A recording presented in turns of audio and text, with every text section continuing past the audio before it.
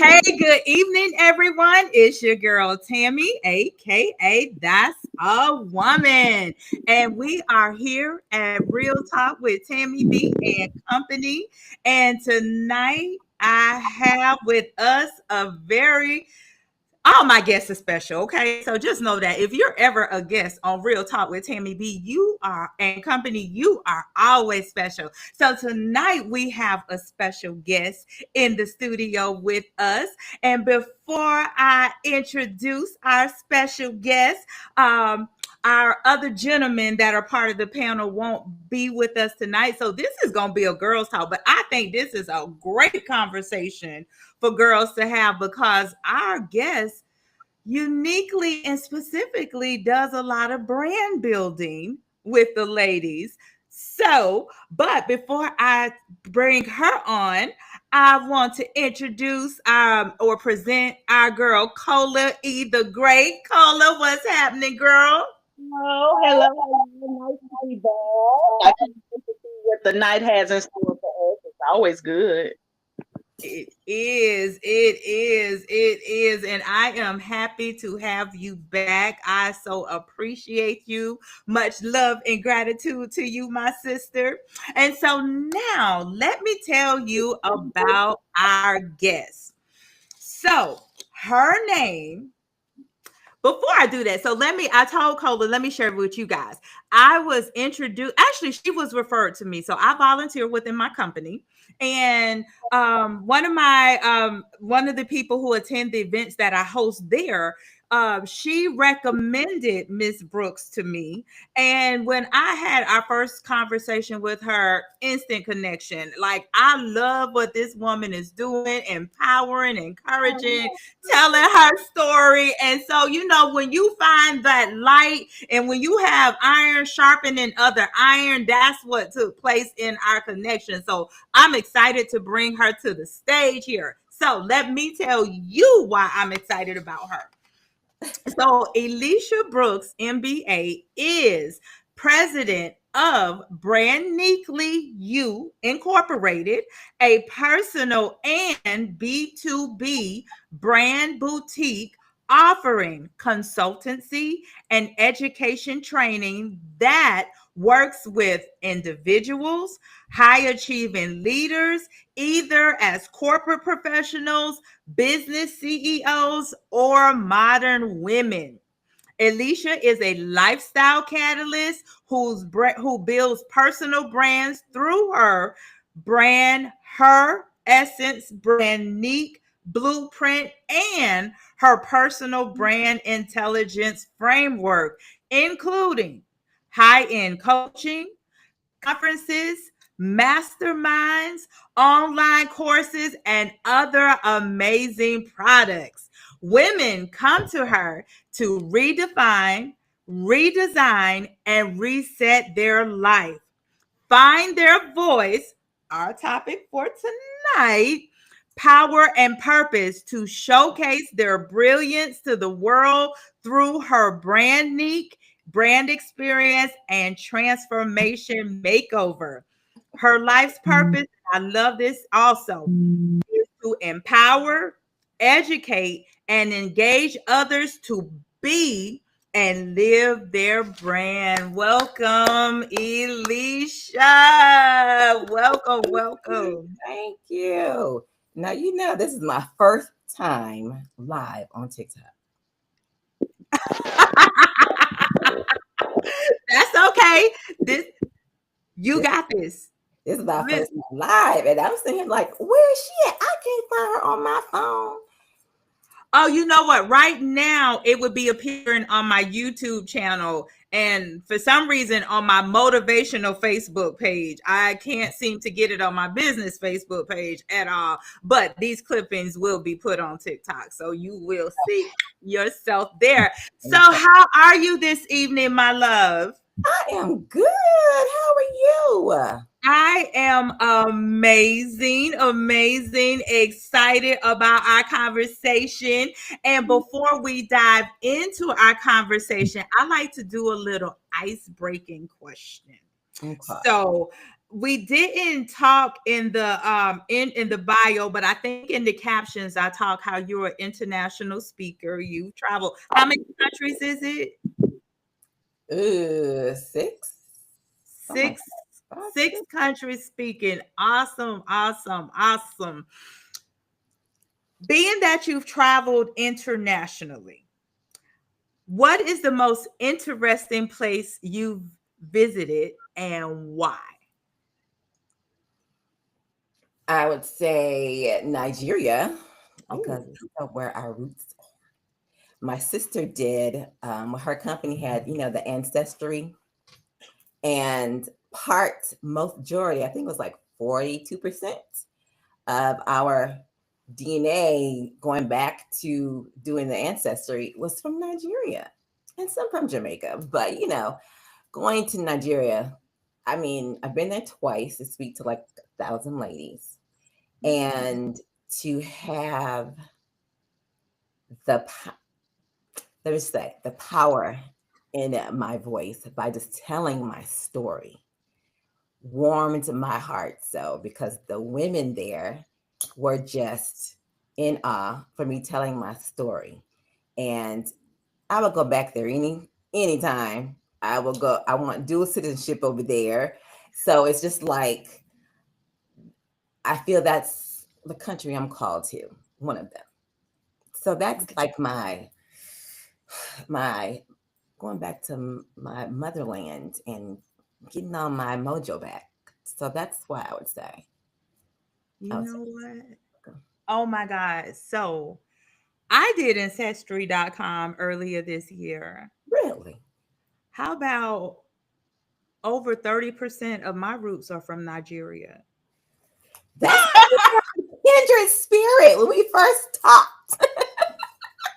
High five to that. So Yes. I am like, oh, Yeah. this is interesting. Maybe we might need to go and look and see if we're actually somewhere. Share some. That's wow. Yeah. Wow. So even before you said the ancestry part, and once you said Nigeria, I was like, oh my God, I gotta tell her. And then you kept talking, and you like, oh, part of my DNA is Nigeria. Oh my gosh. And it's interesting because when I shared it with my son, my youngest son, he said people have told him that he has Nigerian features.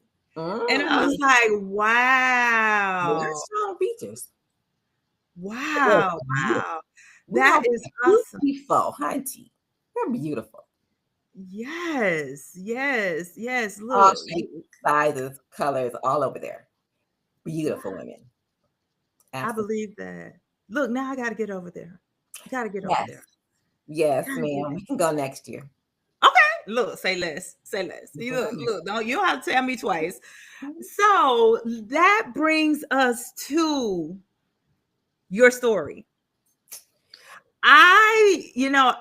For those tuning in, when I first heard her whole story, we didn't even talk about the story prior to her volunteering time to share it with the group that I volunteered with. And when she heard it, I was like, ooh, this is powerful. So I am glad, fast forwarding to the future to now, Mhm. we're able to share it here on this platform because so connections are a powerful thing. And I'm so glad we made the connection. So I am going to digress and Miss Brooks, give you an opportunity to share your story.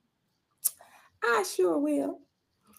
So, my story goes like this. So, I have a twin sister, and my twin sister is 7 minutes older than me. Her name is Keisha. And back then, I'm just going to say back then, my mom didn't know she was having twins. So, the sonograms and the technology nowadays, they didn't have that back then. And so I was doing my conference during COVID time. And I was asking, I'm like, okay, God, what you need me to talk about? Like, what's going to be powerful? And my conference is called BU Global Conference, right? And so I was sitting there pondering, and I go back because I knew at 15 in high school, carrying around magazines, Essence magazines, Ebony, Black Enterprise, all these magazines. I knew I was called to women across nations, right? And so I was like, okay, how's this going to work? How's this going to work? Fast forward to my conference during COVID, I was speaking, and God was like, you know what? Let me take you back all the way to the womb. And so, because my mother didn't know she was having twins, which means I didn't show up on the sonogram, which I was not being seen, and I was not heard. And so I was like, wait a minute. My sister had covered me up. So I was neither one of those. And so I was surprised coming into the world. Ha ha, I'm here, you know?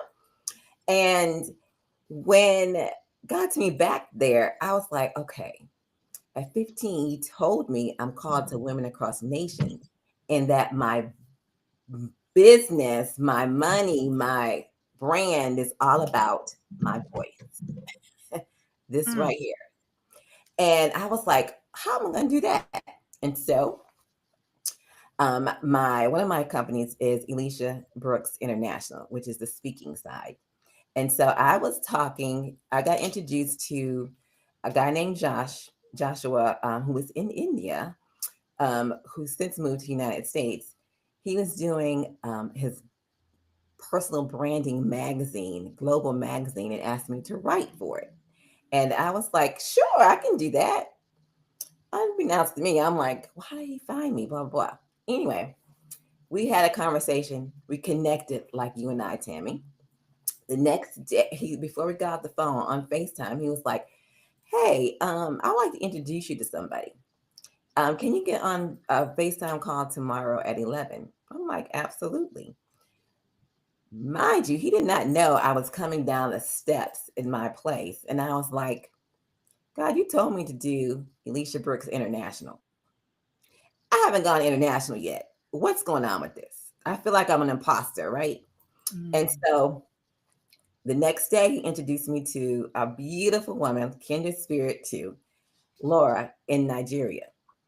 And she has a conference called the DeBeer Conference. And she brings 2 Americans over every year to speak. And so I promise you, I had my passport application on the desk, I know for like a year. And when we talked, she was like, I would love to have you come speak at my conference. The conference was 6 weeks. How quick can I get a passport and a visa? So I was like, okay, God, okay, I see. When he tells you stuff and it can come quickly. But remind you, this is like I was in my early 40s. He told me this back at 15. And so I went and got my passport expedited. I got my visa expedited. And I had to get that $170 yellow fever shot that the insurance don't pay for. And I got on that plane for 21 hours and went to speak. I was there for 6 days. Beautiful. And when I told my story about business entrepreneurship and how to connect that personally with your personal brand, I couldn't even get off the stage. I was taking off the microphone before ladies have gotten up and come up on the side of the stage to greet me. And I'm like, okay, now this is not just like 5 or 6. This is a lot of women. And she was like, she had given me 2 assistants to be with me. And so they kept saying, Alicia, come over here. You got to do your book signing. And I'm like, okay. I couldn't move. So Laura finally came over. She's like, Alicia, look, do you see the police is in this? She's like, if anything was to happen to you, I can get lynched. because they kidnap people. Like, can you come over here? I'm like, well, why didn't you tell me at the first time? But the thing was, I got there, I used my voice to tell my story that was not originally supposed to be. I was supposed to be talking about business stuff. The night before, she was saying, Leisha, can you talk and share your personal story about one, college being raped and all the intimacy, because the wives over here, they're married, but they're still getting raped. And Mm. so I had to change my story up that night. And I was like, okay. And it was clear to me right then that my wealth is in my voice. And so I literally have, how we as women, let me just speak for myself. How about that? We feel like imposter syndrome, right? And so that weighed on me a whole lot, because I'm like, what do I have to say? Even though he told me back when I was 15 what I'm called to do, right? And so just finding your voice, and when it's time to speak and you know what you speak is going to be powerful, because you never know how you can change just one person's voice, one person's mind, one person's life. That's it. So for the last 19 years now, I went yesterday to my next week, next Tuesday is my last day. For the last 19 years, every Tuesday, I mentor women from all races, all colors, every Tuesday night for a class I facilitate called A Woman's Journey. And we talk about everything that women go through. And it's so fulfilling. It's so fulfilling. And a lot of people used to say, Alicia, you do this, you do that. Did you charge enough? I'm like, yeah, I charge enough. But it's not the point initially. You got bills now. And everything is increasing, but I charge enough. But my purpose in life is always to empower, to educate, and to engage. So I always started with my E's, because my first name starts with E. But anytime someone leaves my presence, I'm always going to educate you on something. I'm always going to empower you on something. And I'm always going to engage you. I'm going to push you to do something. And so that's been my life. That's been my voice. It's been my jam. Okay. It's been my So jam. so let me ask you.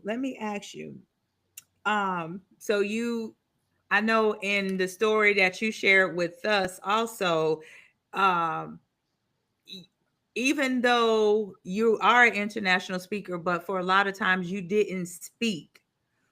I did not. What became your defining moment when you got your voice back? So, like, let me use me for example. For me, I did not really start really speaking my truth until I went on my healing journey and I began meditating and really connecting to God and the power that was really in me, connecting to that source.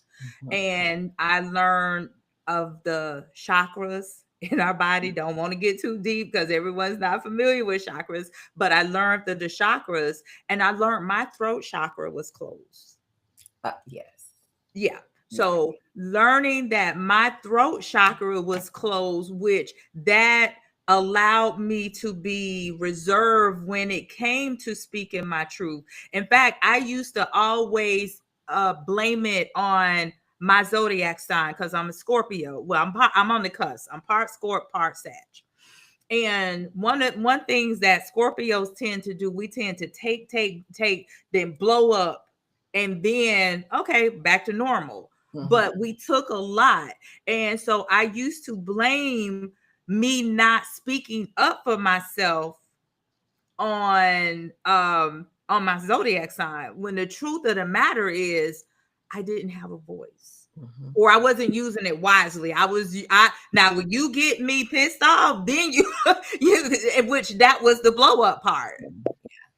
So what would and again, I learned the chakras, learned meditation, open it. Now I know people be like, can she close them? Can she close them? But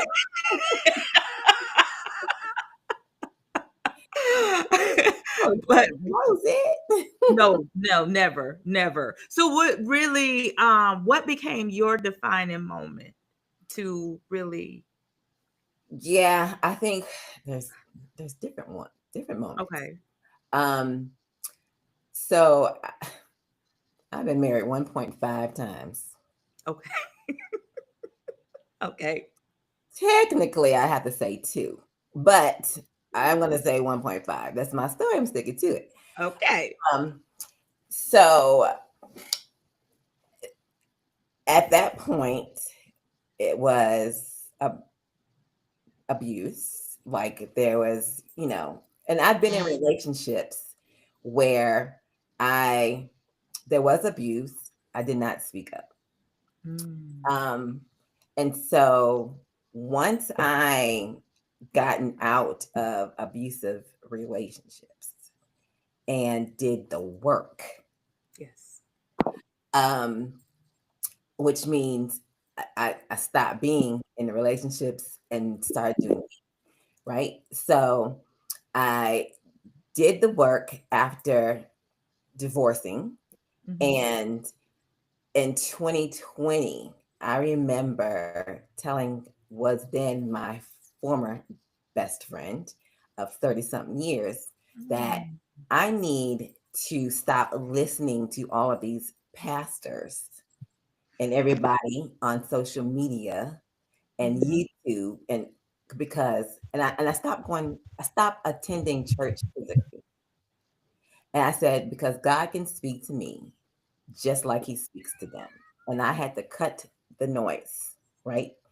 And when I did that, literally, it started coming. He started speaking. I started getting my voice back. Um, I started my nonprofit for women who are dealing with mental health challenges in relation to domestic violence, sexual assault, and human trafficking. And I started being able to speak for other women who Mm. I remember when I could not speak up for myself. I had to become that voice.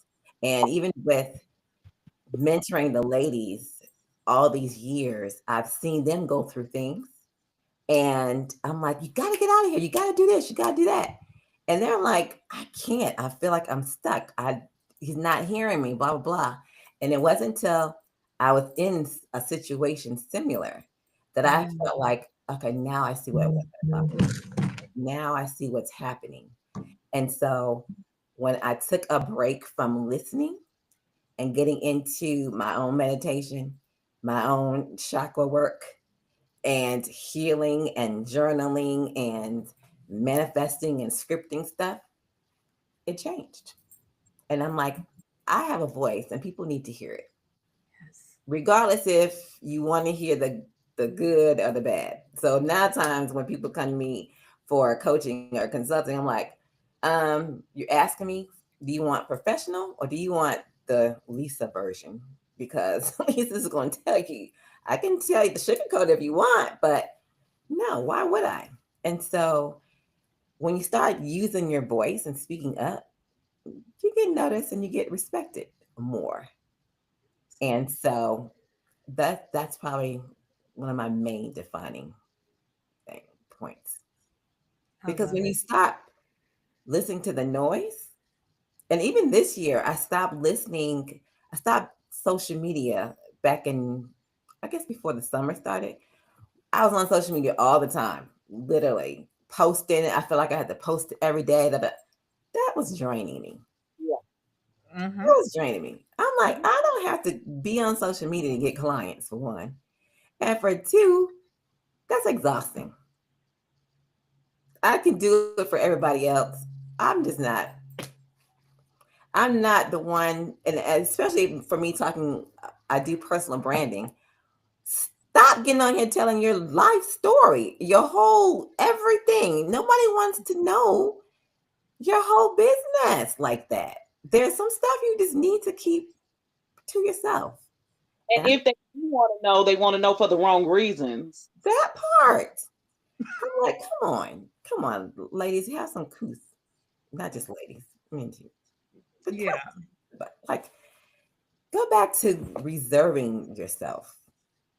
And this is probably gonna get another topic, but I was like, you should be, especially if you're dating or whatever, like you should be like an onion where someone's peeling the layers off every day, getting to uncover, like you're a present where they get to unwrap something about you every day. They get to know something new about you every. Stop spewing and vomiting up everything about your life at one time. That turns people off. And so, me finding my voice, I've also become more direct into like, be quiet. Just be quiet. You don't need to say that. Just be quiet. Like there was this one girl on, I want to say it was TikTok or something. She literally was, I think she went live, and her mother was having a mental health episode breakdown, and she was drinking or something, and she came in and she ramshacked her whole room, and she was cursing her out. They were cussing each other. I'm like, why would you put that out on social media? Views. I'm in a place for stuff. Views. Yeah. Yeah. Everything doesn't need to be viral. No. And No. people think it's funny. People think that okay, it's gonna go viral. And people will do anything for money. They will sell their soul for Not money to go viral. just for the attention, just to go viral. The attention. Just for And the that's attention. a huge, huge, big flaw. Not just for women or African Americans, whomever. It's a big flaw. Either you haven't received the attention you desired, or you need to give yourself more attention. Thirsty for attention. Thirsty for Stop. attention. Like that's a turn off. It is. So, but hold on, Nicole. I'm Wait, sorry. I'm I said, sorry. turn off the last Alicia, I was reading the name in the chat. I'm sorry. I got a question for you. Go ahead. Someone put in the chat, do you ever share your personal experience with your clients? Only on a need to know basis. One, I am an open book because if I'm going to tell it, you're going to hear it from me. And one, that part. But secondly, I'm healed from it. So no one can use it against me to hurt me. But if I tell it, it's only because I feel like it's going to empower you or push you to do something better. Not for me to get sympathy or whatever. I'm healed. So I use it to tell a story, for an example, if I'm led to do it. And a lot of times I go speak, I don't share part. I read the room very well. And if I say something, it's because my spirit led me to say something. And normally, probably 10 times out of 10, every time I say something I'm supposed to say, someone, 1, 2, 3 people come up afterwards and like, you're talking directly to me. I need you. So it's not for everybody, but if I'm led to share it, I will. Okay, so I have a question. While you were telling your story, you specifically stated that that nobody knew that you were the line to be birthed. Right. 2 people in the womb, only one was recognized. Let's see. And you were surprised to the world when you came out 7 minutes later. Yep. You correlate that with you not having a voice. Mm-hmm. Correlation. The correlation is my sister. I love her. She can get on social media. She could and whip it up real quick. She's funny. She's witty, right? Me, I'm a thinker. So when I get ready to speak, I don't want to speak just to be speaking. And that whole imposter syndrome part, because I wasn't seen. I felt like if I had something to say, it didn't matter. Mm. It So you didn't matter. that type of, I mean, do you call that a trauma? I wouldn't say a trauma because that would be that started way before I came out, you That know? it happened in the womb. That Right. happened in the womb. So that's what I'm asking you. Would you call that, I don't want to make it something that it's not. Yeah. Okay. No, honey, I believe in therapy. I go to therapy every 2 weeks. But there was something there. There was Yeah, something yeah, in the womb. There was something there that had followed you throughout your life.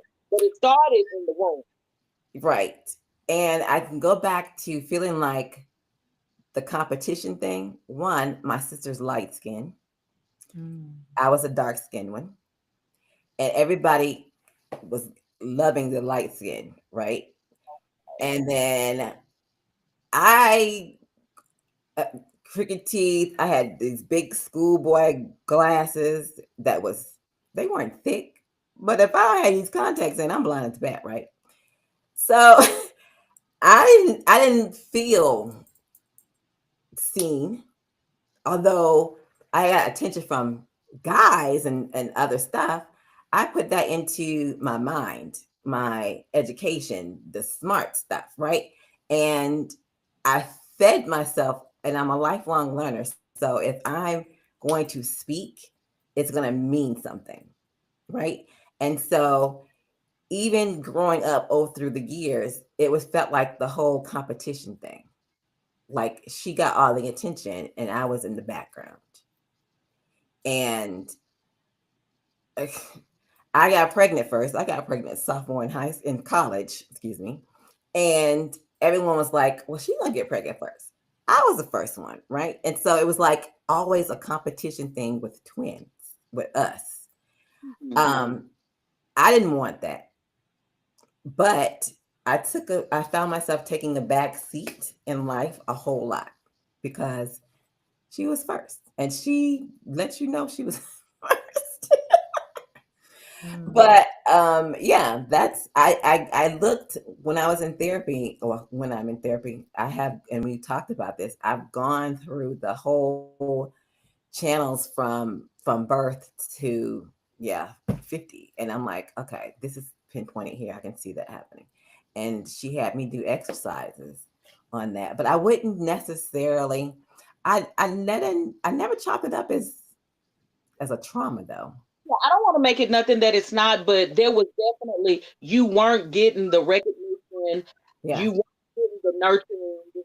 There were a lot of things that, when mothers talk to their babies, Hmm. and in mind, they're intentionally, if you're pregnant with one child, you're envisioning that one child. And so Right. there is a mind body connection. Right.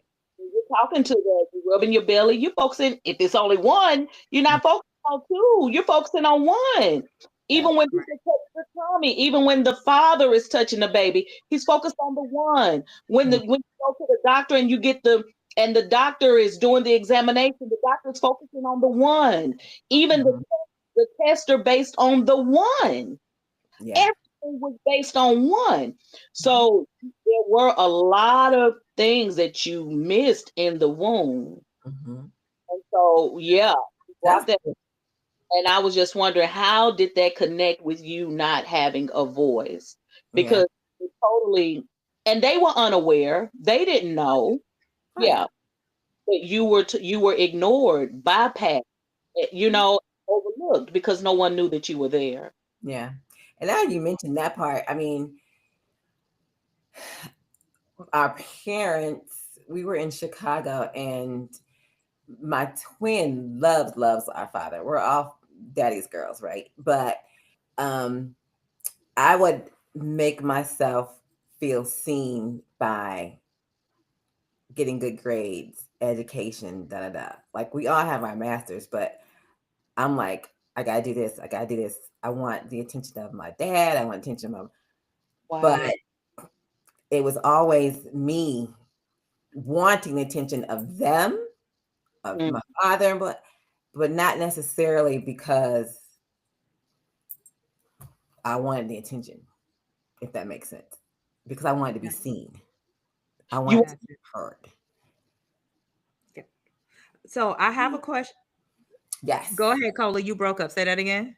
say that's really deep. That's really deep from her birth. You Yeah. know, I've been Absolutely. following her throughout her life.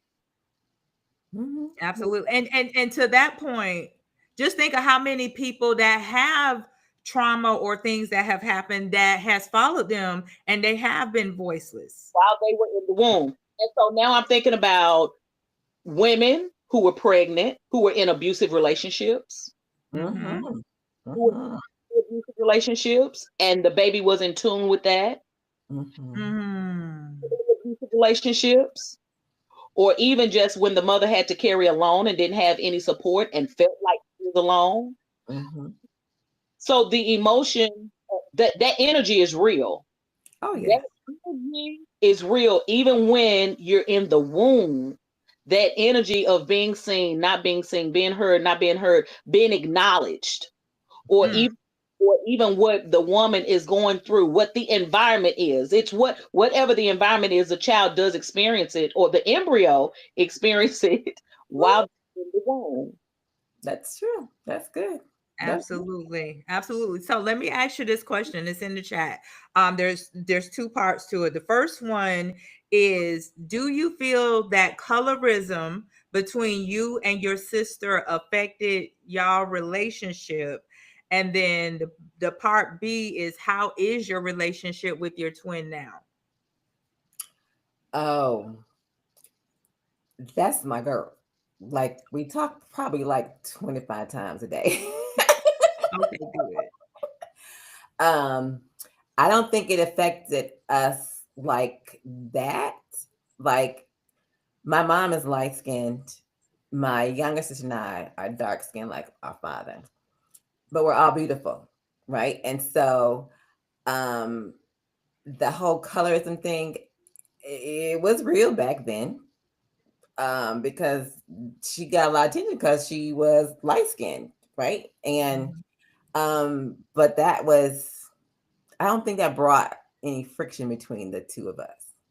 Now we're like two peas in a pod, like, but they live in Atlanta. I'm the only one here in Charlotte, but we're both outgoing, vibrant. She's the AKA, I'm a Delta. Like we just are always together when we're together. So And let you, me, and you, I'm sorry, Tammy, go ahead.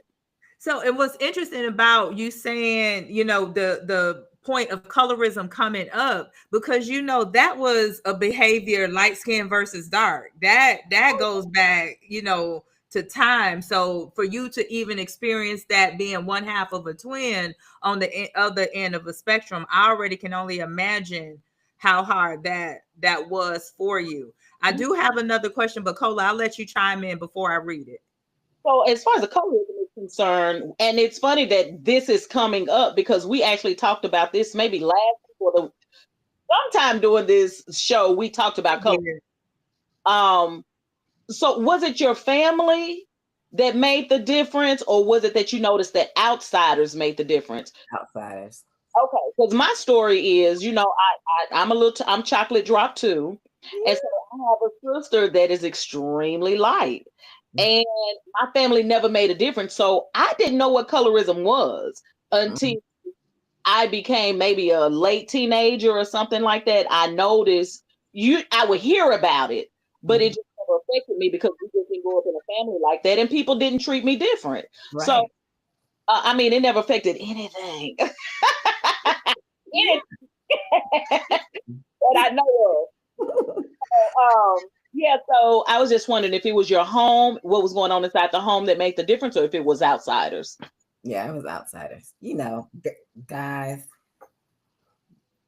Oh, Um, I don't think most of our friends we had separate friends.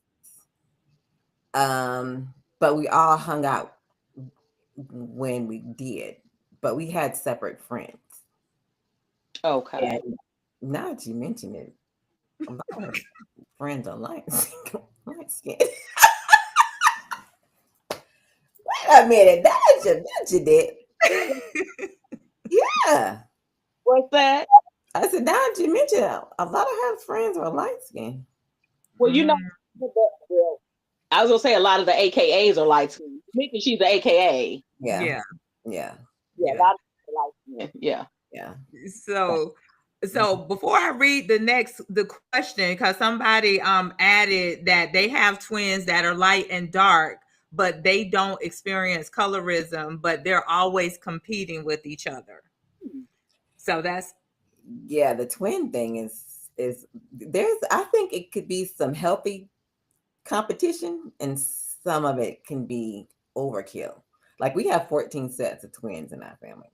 Wow. And I'm like, yeah, there could be some healthy competition.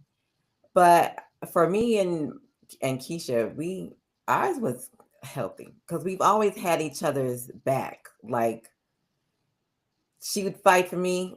I don't fight, so she would fight for me. Like she's that one. But I mean, but when we fought, that's a whole different story. Like I remember us had a huge fight falling out, and when we fall out, it's like for months at a time. Like when she moved to Atlanta, I want to say maybe 7 years, maybe 8 years ago. We had a huge argument, and I didn't know she was gone. oh wow. So it was like my son came, was like, "Oh, I just put your sister on the road to Atlanta." I'm like, "Okay."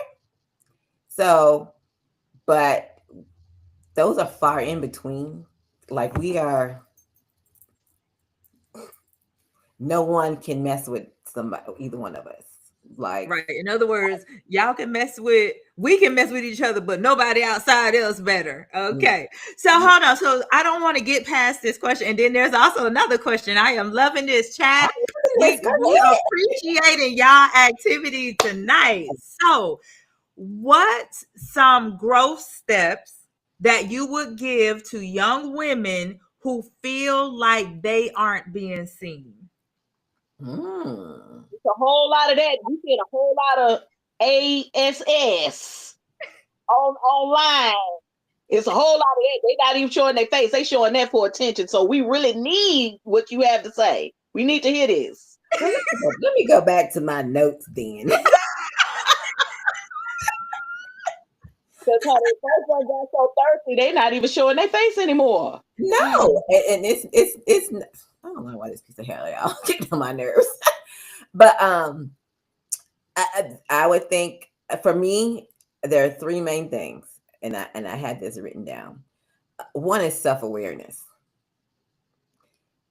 If we are not self aware of who we are and how we show up in the world, that's a problem.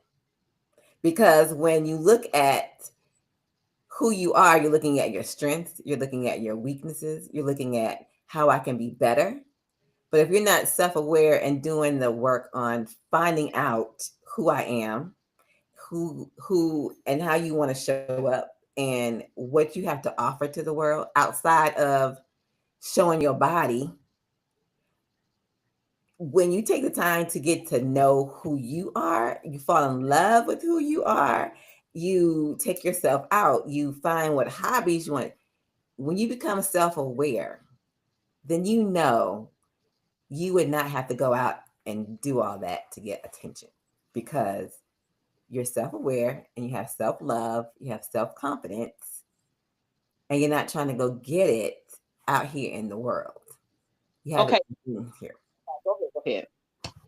Well, don't we still have two more answers coming from you, but I Yes, want to ask you about this awareness. Which one is first? Self love, self awareness, or self confidence self awareness.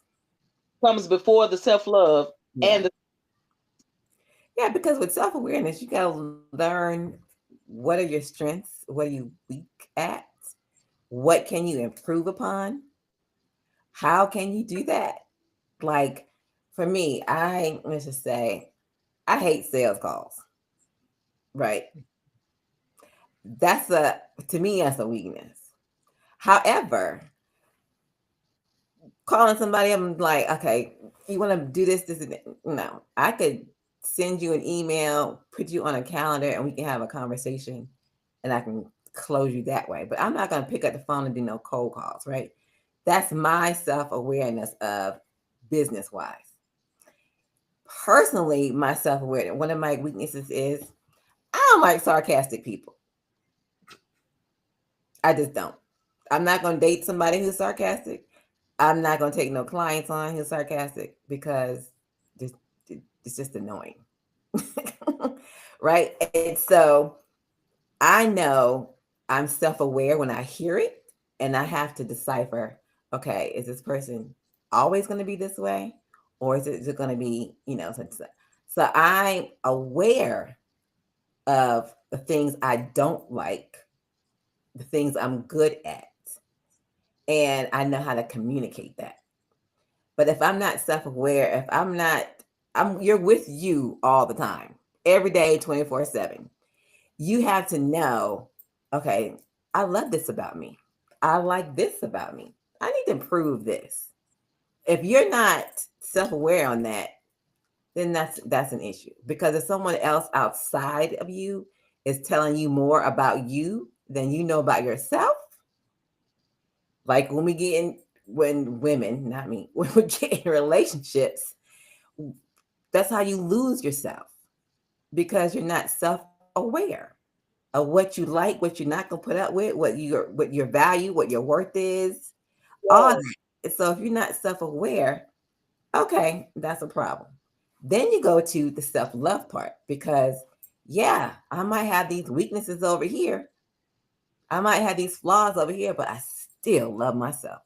Yes. I still like myself. I Mm. don't care what anybody has to say. I might have some roles, I might have some blemishes, whatever it is, because we can always find something about ourselves that we don't like. But if you don't love yourself regardless anyway, then when someone comes along and gives you the slightest bit of attention, Whew.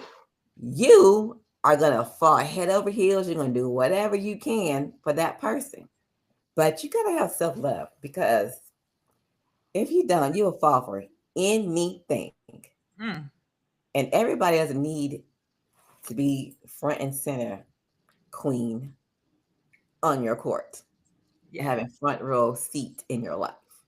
Just because someone said, "Oh, you're beautiful." You know how many times I get that? They go in one ear and out the other. I know I am.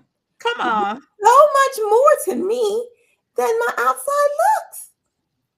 I can run circles around you mentally.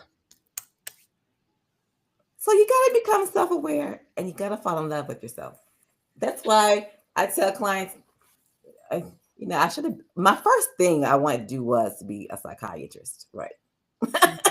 So the whole relationships that I can talk about relationships all day long, but when it comes to relationships and it comes to loving yourself, you are only going to go as far as your self esteem and your self love will allow you to. And if you put out that energy, you're going to receive that back. So do the work. Fall in love with you. So what is However the long it takes. how do we become? I know we have two more to go, but how do we become aware? And how do we become aware?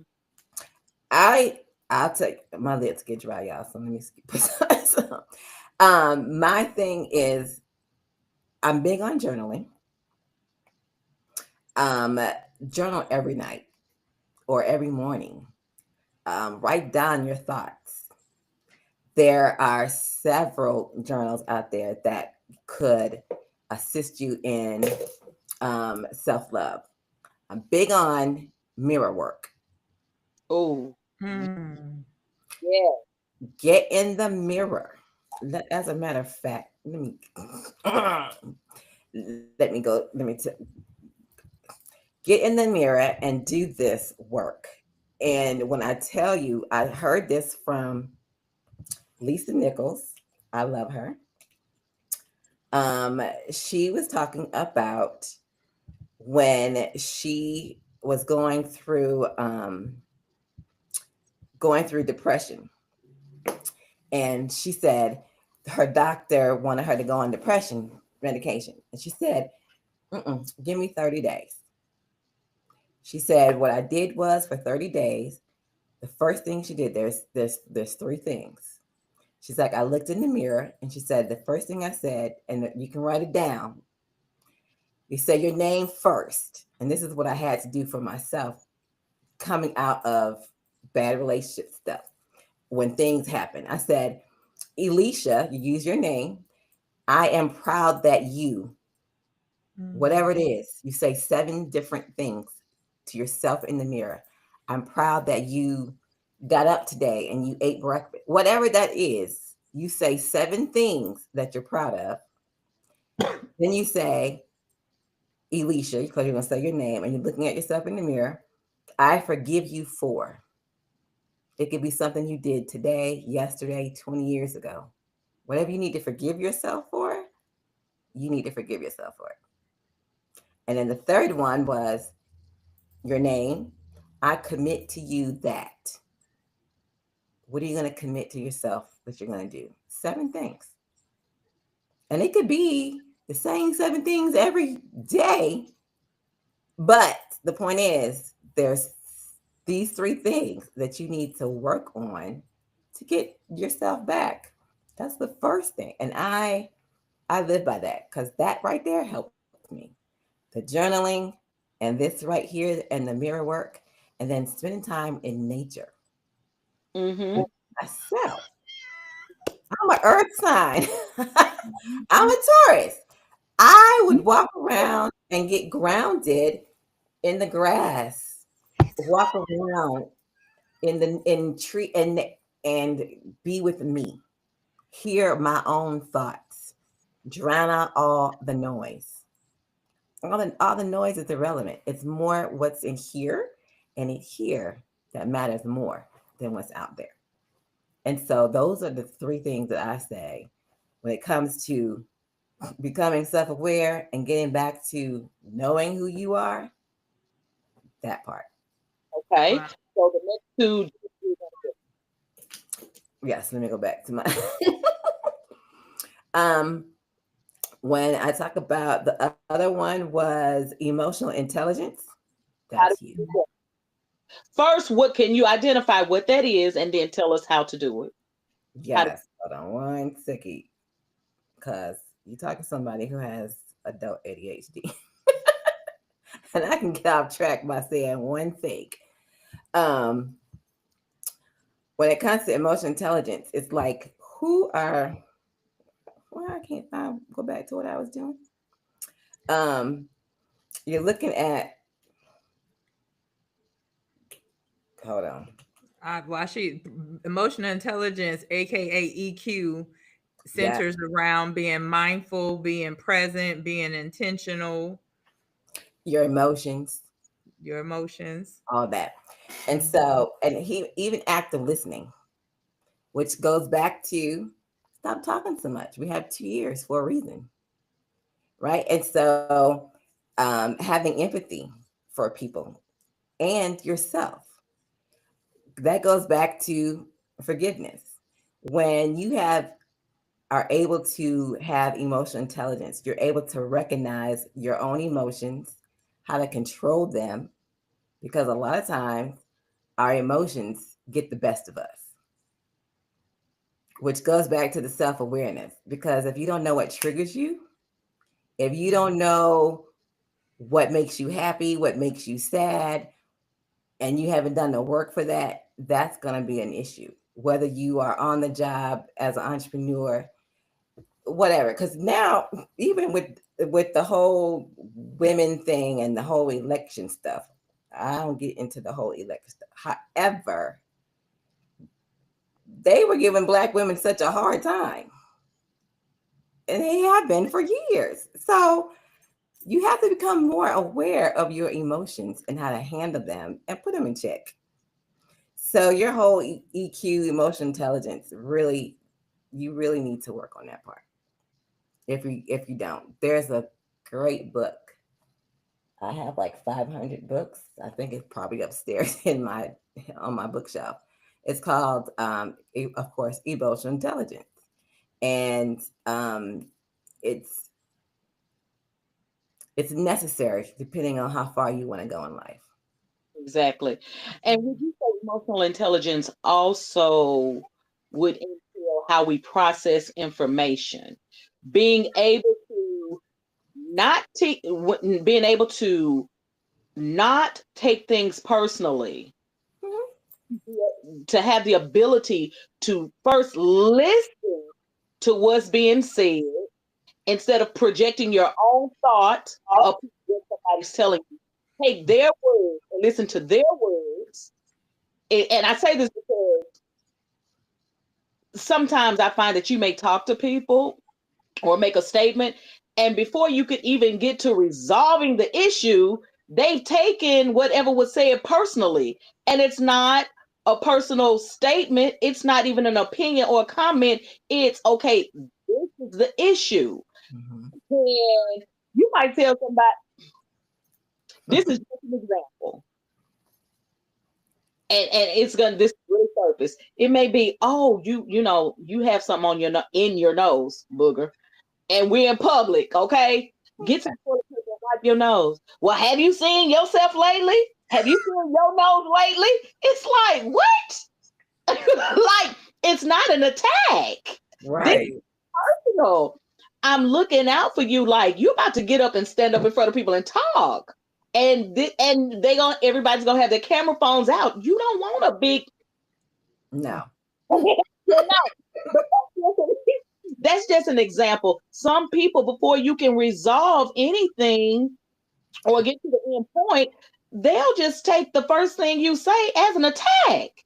Yeah. And that right there is a huge presentation of lack of emotional intelligence. And that starts with the lack of ability to even be able to process what's being said. Mhm. You remember back they used to say, you have to seek to understand what Yes. is being said first. Ding, ding, ding. Because if you learn to respond versus react, you would not, if you had the emotional intelligence to respond versus react, you would respond differently. You Right, would react differently right. Absolutely. because you've taken the time to process, okay, Process, think. person is not attacking me. This person is saying, okay, you have something in your nose. Thank you would be okay. Right. That part. That part. Let me go and do that. You take offense quickly, which means there's something inside of you that's not resolved, which goes back to the self awareness and the emotional intelligence, of course, because if you're going to always be on the reactive and think someone's out to get you or out to hurt you, and then you want to turn around and flip and say something flip back to them to hurt them, that's an internal issue. And let me tell you something else that I've heard. Okay, so But she got some stories. this is a Oh reflection. boy, you have no idea. This is a reflection of lack of emotional intelligence. So we're in an environment, right? And Mhm. you say, okay, so everybody wants to keep the environment clean because you have to stay in this particular space so many hours a day. Right. So you explain, okay, so this is my job function. This is how I keep this clean. And this is supposed to be your job function, but you're not doing it. Mm-hmm. So here's the response. Well, if I just got to be in your space, that means I just got to do whatever you want me to do. Instead of, And it's like, yes, this is a personal experience. And it's like, no, that's not what I'm saying. What I'm saying is, you enjoy a clean environment, right? I enjoy a clean environment. We both do. So it takes both people to keep it clean. You mm-hmm. have your function, I have my function. It's not that, oh, just because you're in my space, Right. you won't. Right. That's not what I'm saying. So No. that again, so I'm just pointing this out to say that emotional intelligence, when people, I've found that when people lack emotional intelligence, a lot of times they look at things as though they're being attacked. Yeah. You're trying to come to the table and clear up a problem. A lot of times you can't even resolve the issue because number one, people instead of logically thinking about what is said, they're putting their emotion on top of they're projecting their emotion on what's being said. And it's like, no, this ain't about feelings. This is about functionality. Mhm. About how we're gonna function to complete a goal. Right. You guys come across that? Have you guys All the come time. across that? Yeah, all the time. I mean, not personally all the time, but I have. So I know exactly what you're saying. People tend to listen to respond versus listen to hear and understand what's being conveyed. And people will get on the defense instantly. Wait. Instant. Instead Yeah, but that's like second nature. But you know what? Hold on, ladies. Let me, because I have about 4 questions I need to read. And we finish what she was saying because I think she was on the last. Well, we talked about emotional intelligence. Did you want to dive into that a little bit more?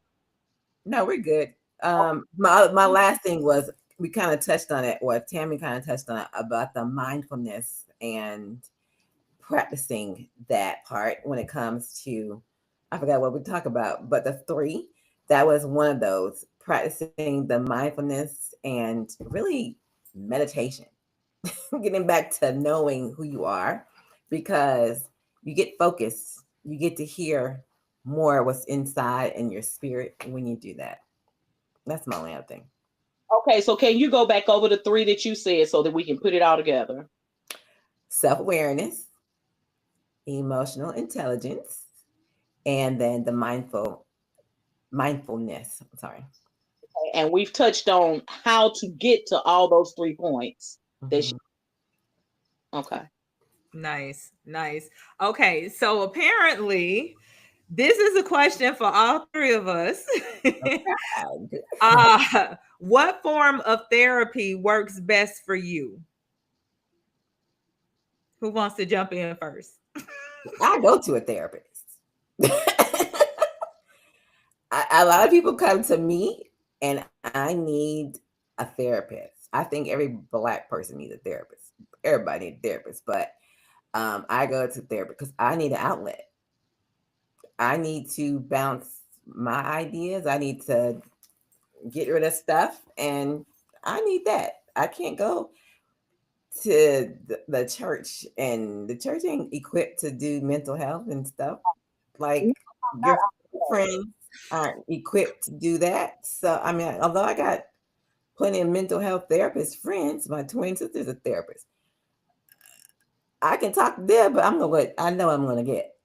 I need something objective. Right, Somebody who don't know my story until I tell you. right. Cola. So me, I use the good old African American way. That's fine. Old school African American way. So for me, real talk, no, it's not in church, but honestly speaking, I go to spirit. I go to God with my issues, and I wait on leader, I wait on counsel, and I wait on guidance. And it has managed to help me. I have a story too. I think I mentioned that all week, every time we're on the platform. But I've overcome. I was molested by 3 different individuals before I was 10 years old. No. Yeah, before I was 10 years old, I've had 2 teenage pregnancies. One was a miscarriage, but I ended up giving birth to the second pregnancy. Um, I'm a high school dropout. Um, I mean, I've been in not not too good of relationships. So, I've gone through I have been a potential alcoholic. So, there are some things that I've gone through in which I have been able to overcome. And it's only because of me going to spirit and finding guidance and leadership and counsel on that. So Look at you now. exactly, look at me now. That's what I'm look at me now, you know? So so I believe that I've been very effective. Mhm. I believe that, as far as me living my life in a healthy way, I've been able to do that with the correction and with the leadership and counsel of God. Being a good person and putting light into this world, I do that. A lot of people come to me for counsel. Yeah. Um, so I feel like I'm a pretty stand-up person, and it's because of the guidance and leadership from God that is what has allowed me to move forward in my life and overcome the barriers that I've encountered. Uh, and of course, God speaks through people, so it's big. God sent people my way. God has sent books my way. God is, something has sent given me downloads and will speak to me and just show me, open my eyes to things that I need to see for correction. So it's been the old school African American way for me. You know? Yeah. So yeah. Okay. Wow, wow. And so I guess I can glean from what Cola said because it's the old school African American way for me too. However, like earlier, Alicia mentioned earthing, a nature baby. In fact, that came up on I think the call last week as well.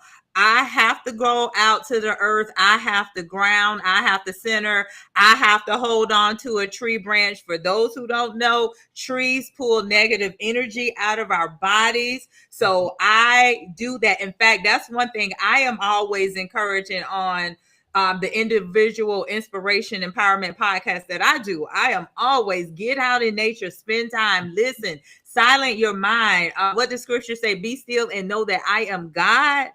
You will hear. He said, my sheep will hear my voice, and a stranger they will not follow. My form of therapy is I do spend time with God. And everything Cola said about him sending resources, people, books, messages, go on YouTube, just anything that I need. God has been so intentional, but that time has to be with the connection that I make and that I spend. And I have to, no disrespect to it, but I am in agreement. I'm sorry, this is real talk, and that's what we're gonna do. The church has not been equipped to deal with mental health, and I feel that that's a problem. And so when I was in my, facing my trauma, I had to go to God. And Yeah. that's when I started my meditation. I always was a prayer warrior. I say this all the time. Like everybody who knows Tammi, even Cola, I think you've even heard my messages. Y'all know I am a minister at heart, a preacher at heart. I am anointed. However, so I'm the prayer part I got, but then there was some more work that had to take place. Right. And that was that connection. What is missing? Even when I'm off, like I also will burn sage to bring me back into alignment too. If I feel a little wonky, like I was saying earlier, Mercury is in retrograde right now. No, people don't know about that.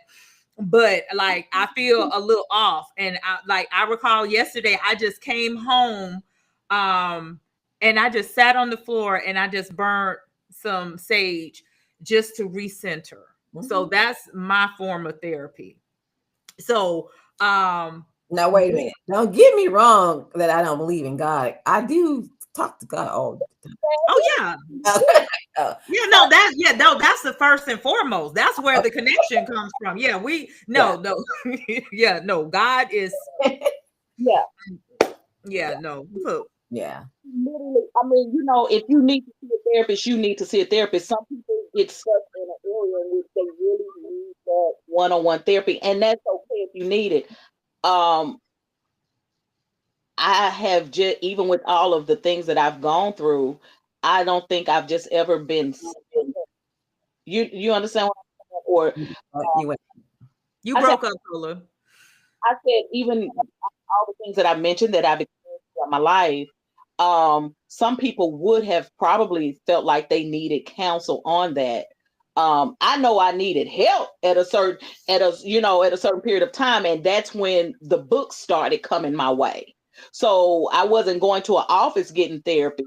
I was receiving it through forms of books that authors have written specifically for situations that I was in, Yeah. and reading through the how to's and the steps and stuff like that. That's a form of counsel. So Yeah. my page, I was gaining understanding. Yeah. So gaining the understanding of and learning how to release those things and move forward into my future, and not allowing it to bog me down or make me make the wrong decision. Those books of understand that gave me understanding, knowledge, and wisdom, it helped me to make those right steps and let go of the things that I needed to let go of, and it Yeah. grew. So that was my counsel. So I had it, but it wasn't in the form of going to an office and seeing a therapist. Yeah. And you know what? To add on to that, and I think it last week you mentioned the book Value in the Valley. I think that was the name of it. A Yellow Van Zant. Yes, you read that, Alicia? High tea. That was one. I took it upstairs.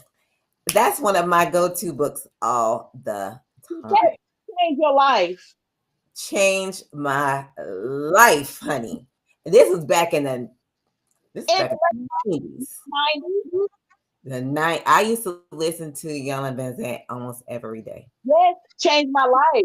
I never heard anyone speak like Yes, that before. And And so so yes, yeah. and to the point, I'm go ahead. sorry. I carried that book around so much that pages was falling out of that book. Pages was falling out of that book. Yes. I have all her books. Yes.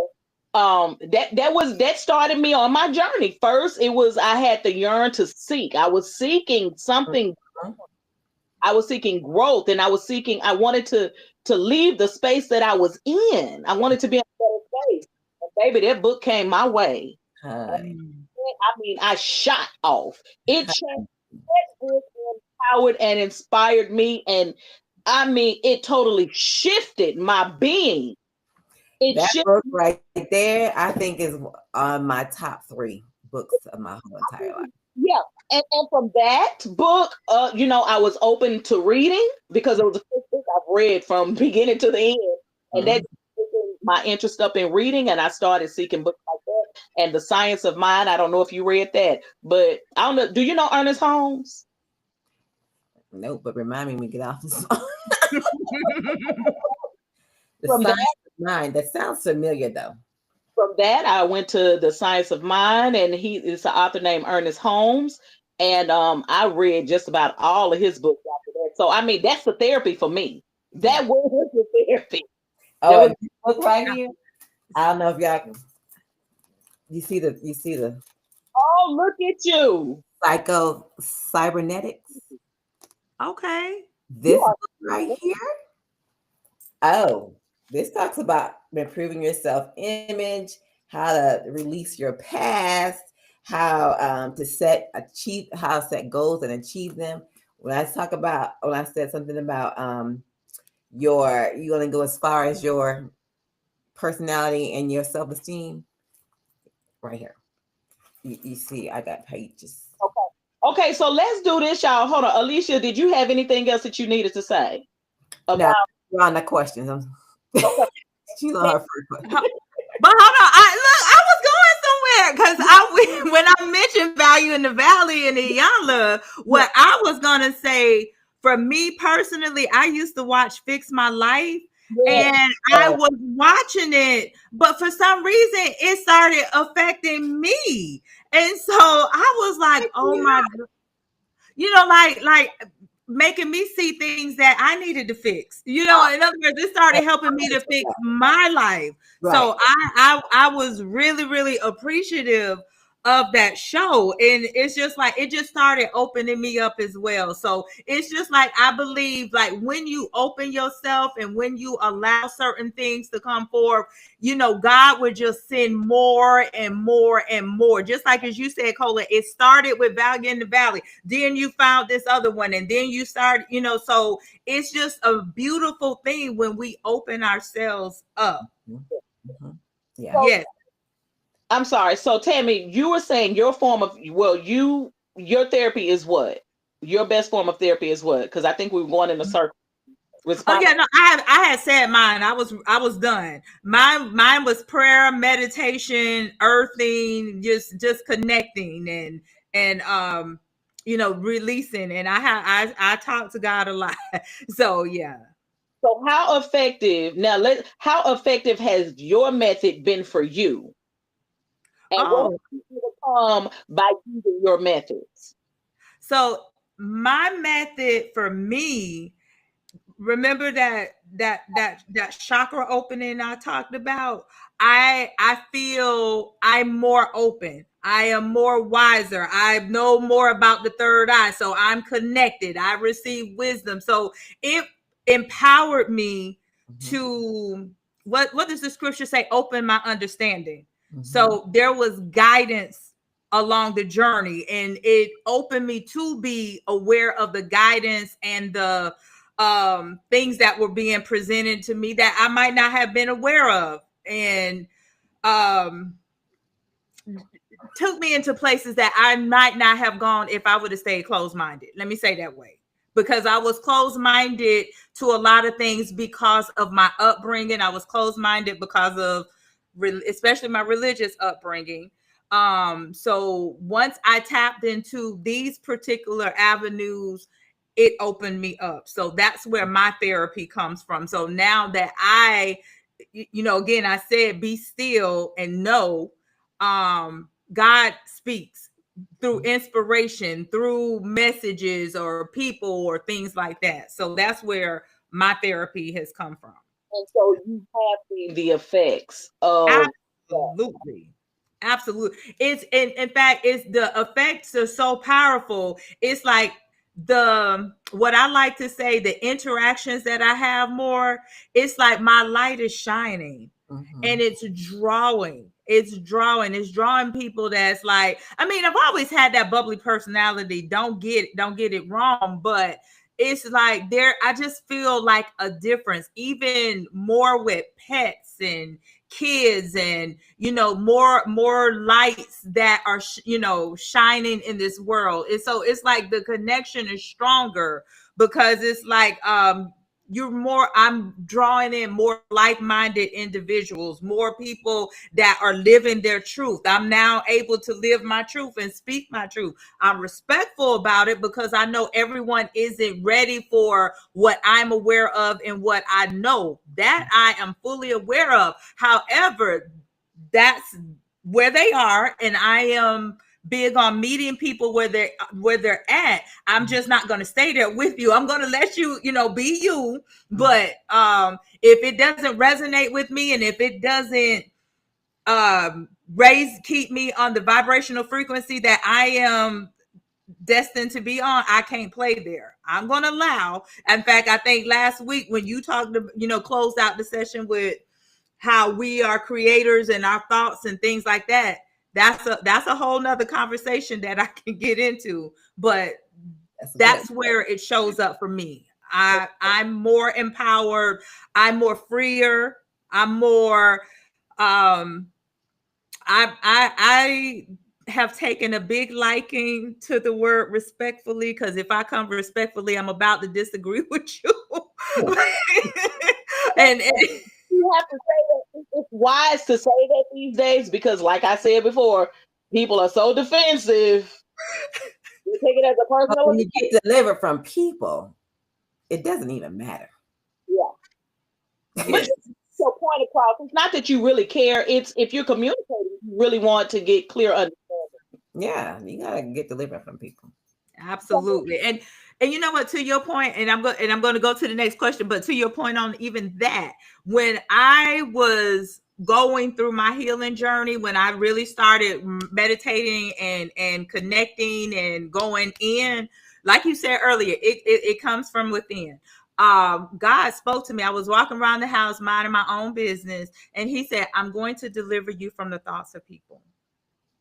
I heard a voice clear as day say that. And I was like, when I tell you I did a holy dance and a holy shout, especially because at that time I was in the process of being licensed for ministry, and I was doing a song and dance for people. I'm just gonna go real talk. I'm just gonna call it out. It was always the judgment. Oh, she doesn't look like a minister. She doesn't act like a minister. She don't dress like a minister. Well, let's talk. How does a minister really supposed to look? I feel that's something that has been instilled in the hearts and mind of men. So that's why it's supposed to look a certain way and be a certain way. And don't get me wrong, I am not disrespectful, but I am still confident in who I am. And one thing God told me, your confidence and security tend to bring out insecurities and lack of confidence in others. But you know what? That's a them problem and not a me problem.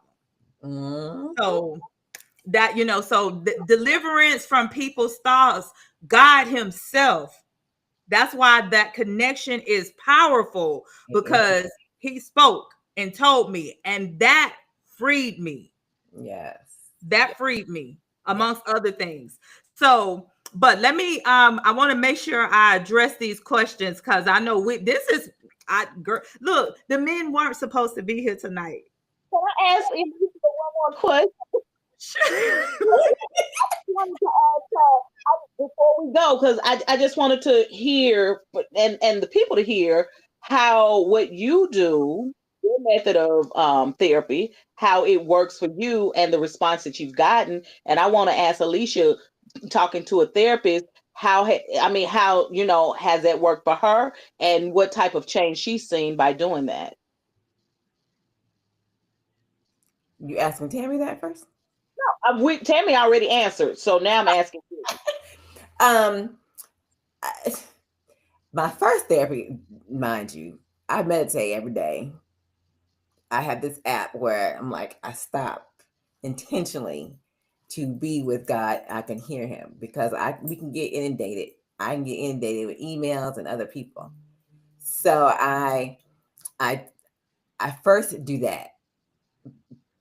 Then there's like affirmations. Like there's this app that I love called I Am. And I have it set for affirmations to come up like maybe 5 times an hour. And at the beginning of the year, I said I'm going to be very intentional. Every time it pops up on my phone, I'm going to be intentional about reading every last one of them. And in the mornings, I don't reach for my phone. People think, oh, I can text her at 7 o'clock in the morning, she's going to respond. I don't pick this phone up till like 10 o'clock, because I'm going to control my day. I'm going to get with God. We're going to meditate. We're going to talk. I'm going to journal. He's going to tell me what he want my day to be like. And then I go and do that. I come down here at this desk at 10 o'clock. But in the mornings, it's me and him. He's talking to me while I'm cleaning up or I'm feeding my puppy, whatever. That's my meditation. That's my thing every day. I journal and I'm getting my thoughts out. Okay, God, how did this happen? Like, there are a lot of days when I wake up and I meditate, he'll tell me how a meeting is going to go. He'll tell me what someone's going to say, what someone's going to do. I'm in tune with him like that. But when it comes to me getting information from other people, yeah, I'm a reader. I will read, I will listen to podcasts, which I told you at the beginning, I had to stop listening. I was listening to like 15, 20 pastors on YouTube. I had to shut the noise down, and I had to cut myself from going to a physical church. Now, I watch Pastor Jamal Bryant on New Birth every Sunday. I watch him. But at the same time, I have to know and recognize that, okay, God, it's me and you. I need to hear from you. I'm going through this. We need to talk about some stuff, right? It seems like when I stopped physically going to a church and it got just to be me and him, I can hear him so clearly now. And it doesn't take you pray and I gotta go pray about it and wait for months. No, that's not how me and God be doing. I be Okay, commanding stuff around here. that's what I'm talking about. And when it was like um the whole prayer thing, I had to get away from prayer being like begging. God, you Right. that is not what God told me to do when I stopped going to church. You talk to me like you commanding stuff. Me and you are co-creators in this. To Mm. me, I'm the vessel. I'm not begging God to do all that. So when it comes to the whole self worth and the self awareness, God took me through all that. That's why I say I'm healed. I go to my therapist because I need an outlet, someone else to hear me. That working for you, your therapist? How are you benefiting from that, and do you see change and growth from it? I didn't. You broke up. I said, so how is that? How is that working out with you and your therapist, and are you seeing growth from it? Oh, absolutely, absolutely. Um, she's opened my eyes to stuff that I didn't even know about me, Mm. which is good. Yeah, Um, God has opened my eyes a whole lot about me. And then a lot of times that what me and him talk about, or what I write in my journal, it gets confirmed when I go to her, and she has no idea. I was just gonna say, God is using her too. Yeah, God, she has no idea. I'm like, I get to come like, God, I just love you because you did that. Yeah, And I know I'm on the right page. yeah, So it's that yeah. kind of, that kind of. So this is just what I wanted to point out, that each one of us have made changes in our lives. Mhm, Each one of us have gone through traumas and dramas and have grown from it. mhm. And guess how that's being done? We all mentioned spending time alone. Alone. We also mentioned going in seeking answers from God and making that time and space to be able to hear. We all said it in different ways. Mhm. Yes. We did. So spending time alone and then seeking answers from God. Mhm.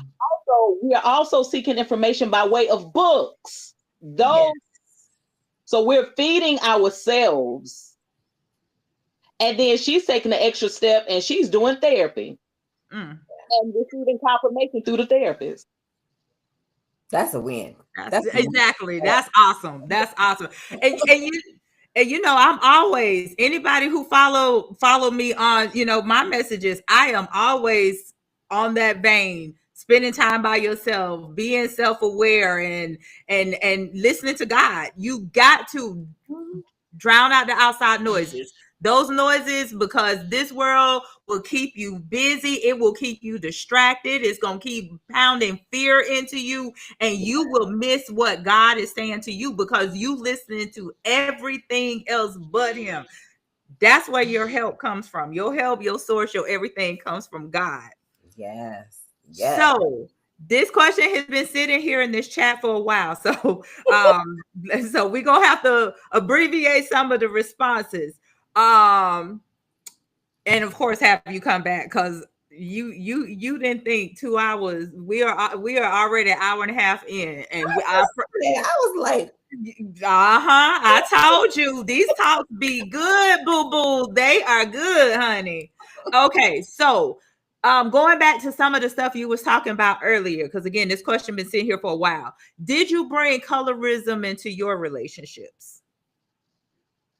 I don't think I did. Because I'm who I am. I can't change my color. I mean, I Yeah, could go and light myself up, but what is that going to do? It's not girl. going to change the depth of who I am. Mm-mm. So, no. Mm-mm. Okay. So You in other words, I guess if I was to re-ask that question, so like you weren't one that specifically went after a dark skinned person when you were dating or a light skinned person. Because some people, they only date certain complexions. I've dated all. I've dated white guys. I've dated all. So Okay. Okay. All my right. preference is our chocolate men, our black men. Exactly. All shapes inside. Okay, colors. I got you. All colors. Okay. I don't want to say shape because we had to talk about that before. Everybody, so we're not gonna Love revisit does that. not have a color. So Okay. yeah. All right. So the next question. What would you feel is better for self-awareness, religion or spirituality? I'm definitely gonna say spirituality because the whole religious thing, I'm not gonna sit here and offend anybody, but if you take offense, that's not my issue. I'm over the religiosity stuff, which is why one of the main reasons why I stopped going to a physical.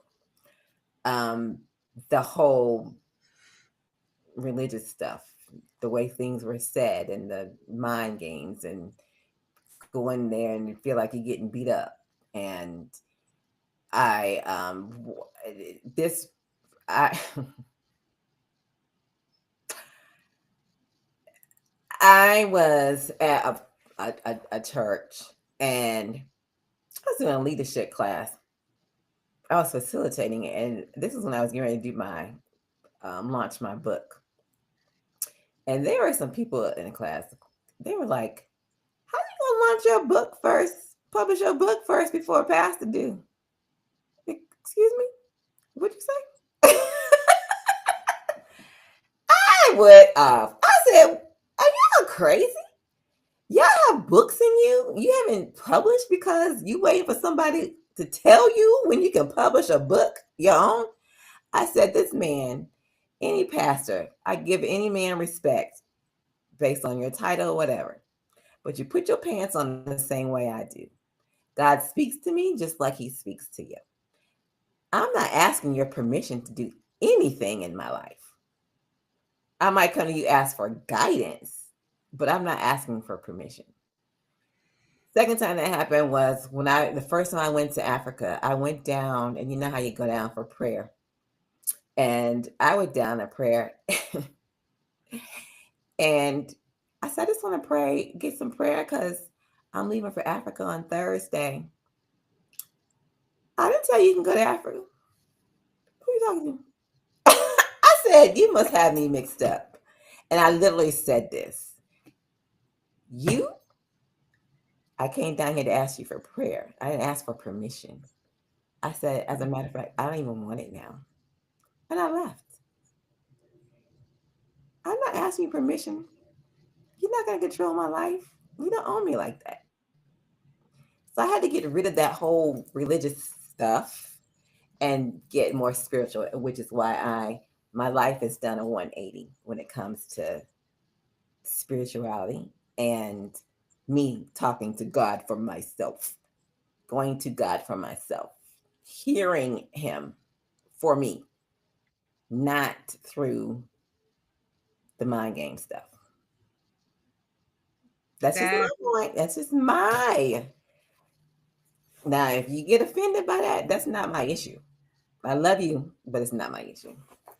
No, you spot on. You everything that you just said was powerful, and it's true. In fact, if we're not careful, it can equate to bondage.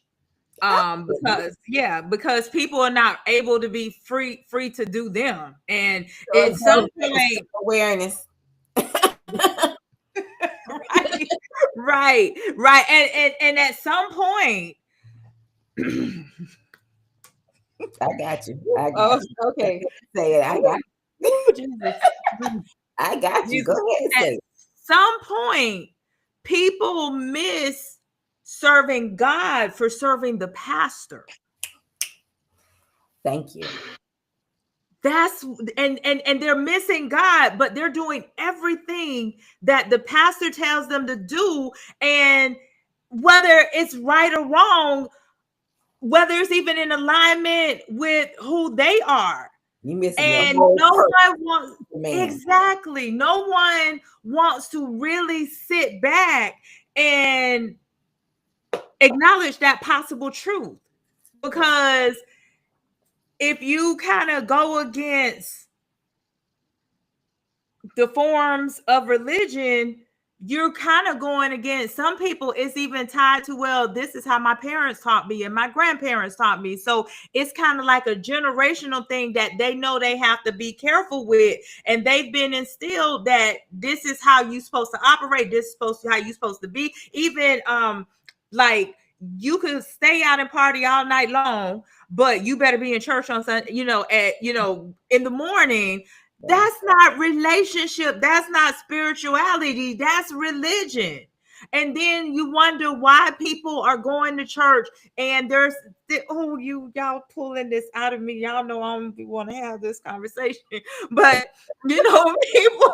people are not being healed and they're not being delivered because they're still not free. No. They're not free. They're tied in, and they think their blessing only comes from that leader of that assembly, when your blessings come from God. Just like you said, some of the Jedi mind tricks, the manipulation, the things that take place, and it's like, okay, and you sit back, and again, don't get me wrong, I am a minister of the gospel, so I'm not definitely not talking against God. I am talking about how religion can tend to operate. That's why, what did Jesus say in the scripture? Lord, didn't we heal in your name? Didn't we prophesy in your name? Didn't we cast out demons in your name? And he said, depart from me, you workers of iniquity. I knew you not. Mm-hmm.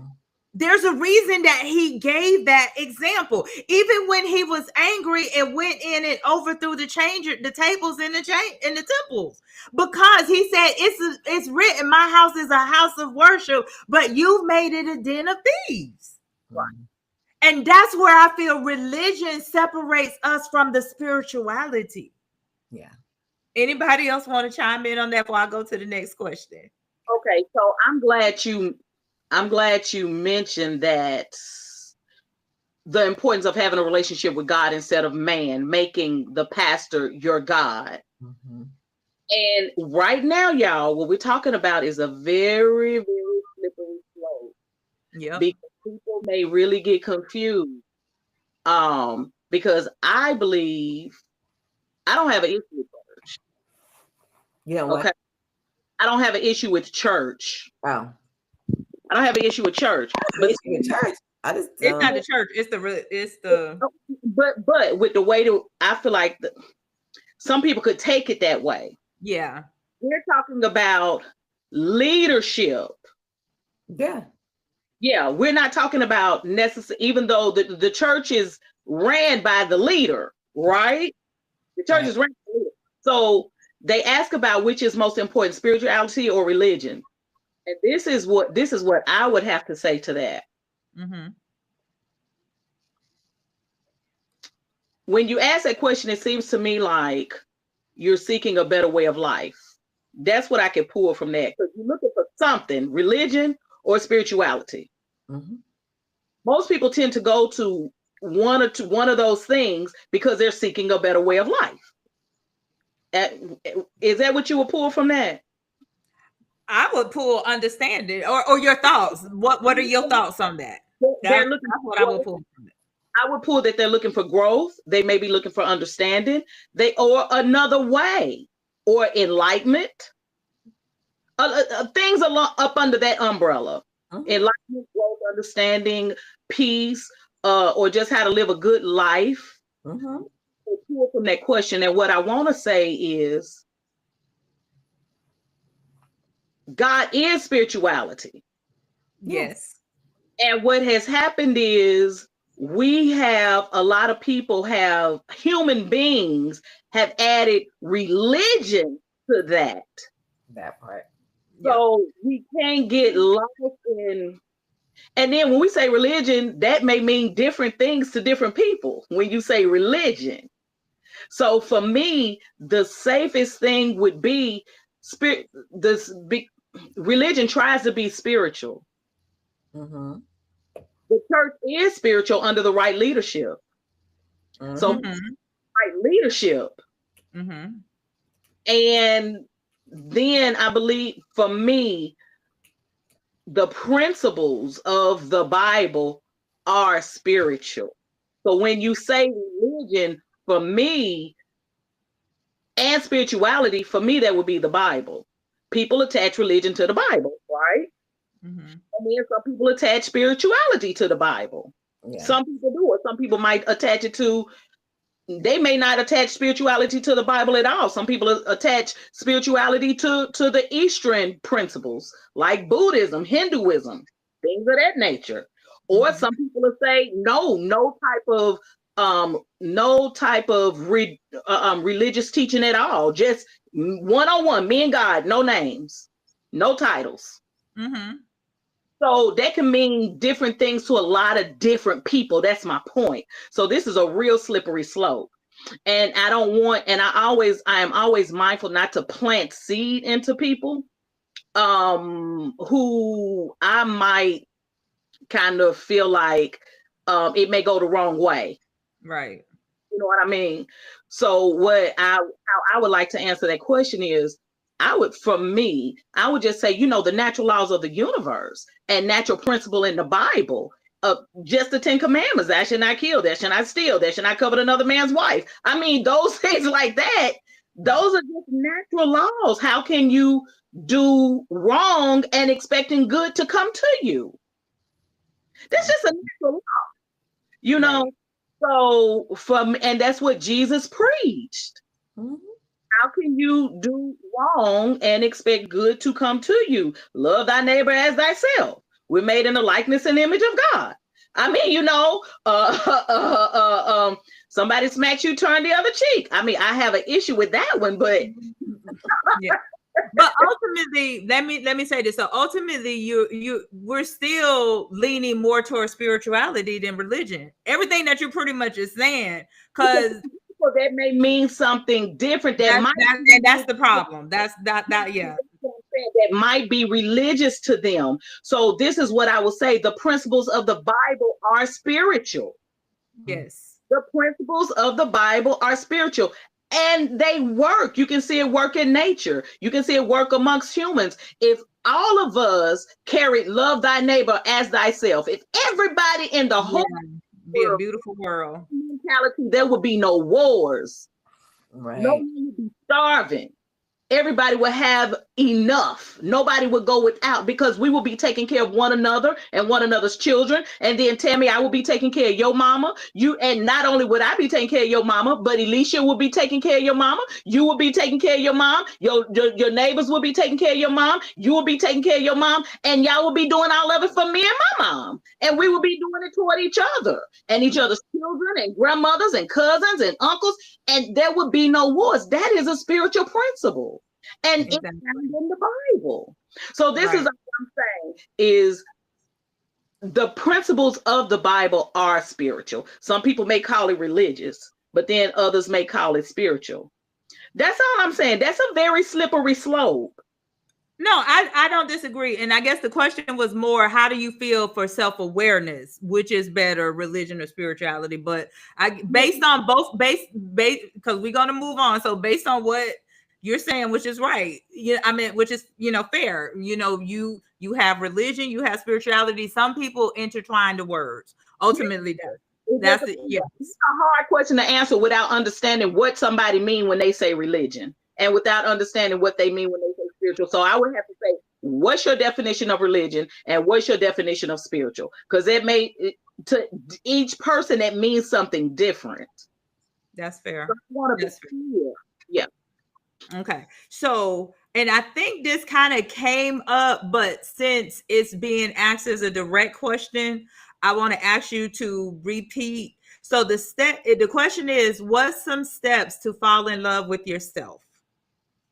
And I do believe you kind of talked about it, but since this question is just being directly asked, let's just give a direct answer to that question.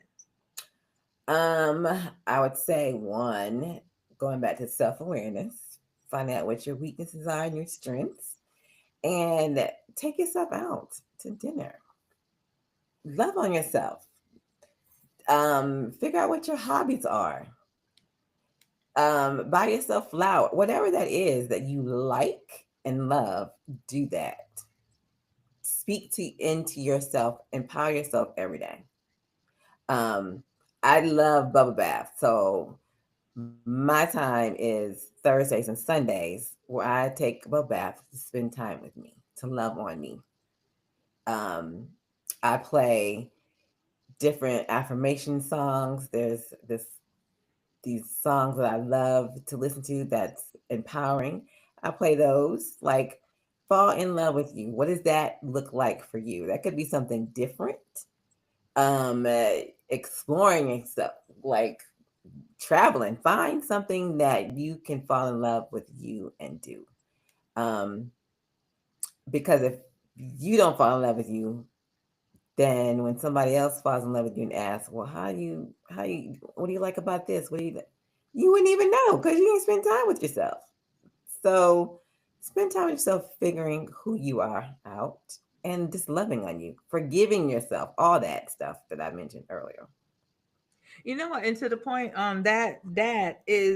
that's something that I'm always saying, even with relationships, because they jump from one relationship to another because they're looking for love, but nowhere in it are they taking the time to do whatever healing work, any reflection, anything to grow them, to add value, anything to say, hey, if this shows up again, I know that's a red flag. And what's your boundaries, what's your this is, if this happens, I'm out. No one wants to take that time because everyone has a feel to need to have to be in a relationship. They have to be with somebody. There's some people that they have never not been married, whether they've been married or they're on husband number 5 or 6. They've never not been married because that's what they know, that's who they are. And sometimes what people have to realize, there is a common denominator in every situation, which would be them. So so when you take the time to identify yourself as being the common denominator, then you're like, okay, what do I do different? Because we know insanity is doing the same thing over, expecting a different result. So everyone is expecting a different outcome, but they still operating different. And then when that same situation show up, oh well, it was Bob, but now it's Joe and it's Phil, and no one wants to, like, okay, wait, Ownership. exactly. So how do I attract? And that's what people fail to realize also. It's about attraction. You want to present you in a way that you're attractable, not physically only, but inside. That's where the connection should be made. That's when you want that healthy, vibrant relationship, because it comes with, I've become this person that I love me, and I'm going to attract someone similar to. And it works for some. I'm no longer a fan of opposites attract. I'm no longer a fan of that. Yeah, no. We want to attract like-minded individuals. And if that person's gonna be like-minded, you want somebody that's healed. You don't even want somebody that just jumped out of a marriage or a relationship themselves. And I have someone that's been telling me the story about a friend of theirs. She just keep going from one man that's at the end of his marriage to another man that's at the end of their marriage. And it's like, I, baggage along the way. Yeah. exactly. And then when the situation doesn't work out, then you find yourself depressed and lower and down, and mad at everybody, but you're not doing the work to stop that pattern. That's one of the things that I love with Iyanla, going back to Fix My Life. She's always talking about disrupting patterns. And no one disrupt the pattern because they want to continue to operate on how they know and what they've always have and what they've always done. But how is it working? Going back to that self-awareness, even something I've been talking about lately myself. How are you showing up?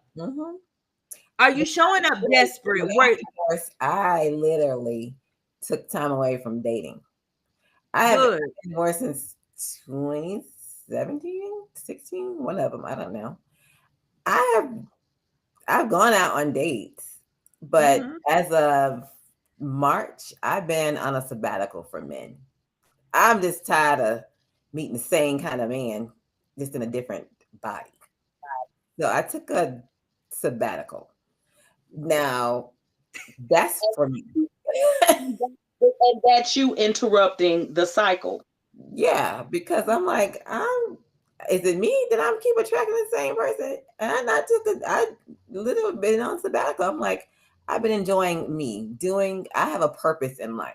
And I know the kind of man that I need, he has to be a leader. Yes. And I know what I bring to the table. And so it's, if you're not a leader, and I know my gifts and talents to come alongside and birth your vision and your dream. If you don't have a dream, it's that I can't be up under you. So that whole submission thing, I would love to submit. I can't wait to submit to the right person. Yes. However, I'm not going to settle for making another life altering mistake. Come I'm on. 52. I don't have Ooh, on the other side of 50, right? So I can care less if I got to be by myself and happy. I'm not lonely. I got right. this in me. There you go. And that's self-love right there. That's I, self love. yeah, Love. I have purpose. When you fall in love with you will fall in love with what you are purposed to do every day, because you get up every morning saying, I get to do this. Not that Yes. I have to. I get up every morning. I don't touch my phone. I don't start working till 10 o'clock because I get to do that. Because I fall in love with me. I fall in love with my purpose. I fall in love with what I get to do every day for other people. All that other stuff, don't bring that drama to me. If you're not on a mission, if you're not a leader, I can't help you. Because And I see, know I come along to birth your dream and vision, because I have one. and then you also said too, I'm not alone because I'm with myself. Mm. That is self-love. I love being with me. Yes. Oh my God. And you know what? Can I interject? And so it's, I tell you, we are on similar paths, because you said May, like I've been on sabbatical since December of last year. So all 2024, I've been on sabbatical. And not only, it's like I'm not even in a hurry right now, because just like you said, I'm focused on my business, I'm focused on my purpose. Yeah. And so I know if I give the proper attention to what I'm supposed to be doing, like the example of Ruth in the Bible, she was working about her business and Boaz show up, he'll show up. And it, Yeah. like you said, the leader, the right person, the person with emotional intelligence, the person who's done his work, all that, because that has to start with my self-love. So when you talk about self, oh, you looking at the queen of it. Yeah. Like I love me. Like my time, like I know my company is good. So when he show up, he's gonna be ecstatic. Mhm. Because Mhm. The, Exactly. the beauty of that is being able to be happy with being I'm not even being able to be happy with being with yourself, not by yourself, right. yourself. Mhm. Yeah. People can't, they gotta be doing something every second of the day or have someone going with them every second of the day. But when you are at the point and when you have arrived and have grown to the point to where you can be happy by being with yourself, that Mhm. right there is a big statement. You have arrived. You have definitely. And one thing I want to ask, and I want to be clear about, now listen, we're supposed to be talking about real talk now. So, Yeah. but it's personal, just say it's personal. When you say being by yourself, does that mean sexually too? Absolutely. Now, Don't do say you, I don't want it, but I have not. I said the next time I want be with someone, it will be when I get in a monogamous relationship. I don't want Yeah. community. okay, That come on. No, I no, no. I'm with you. I'm with you. So yes. I okay, so do you believe that you can grow at the rate that you're growing if, even if you're not in a relationship, but you're having sex? say that again. I said, do you believe that it's possible to grow at the rate that you're growing and come to a healthy place emotionally and mentally by just having a sex partner without being in a relationship? Or do you think sex interferes with that? I gotta say no. I'm gonna look. I jump in on that one, Alicia, because my energy is so important that I have to protect it. And when you're being intimate with someone, you're exchanging energy, and you're exchanging a connection. So therefore, next thing you know, you feeling some kind of way, and you don't even know why you feeling it. So for Yeah. me, I am going to say I choose to not share that space because I don't want to be snatched out of alignment again over someone that's not. Yeah.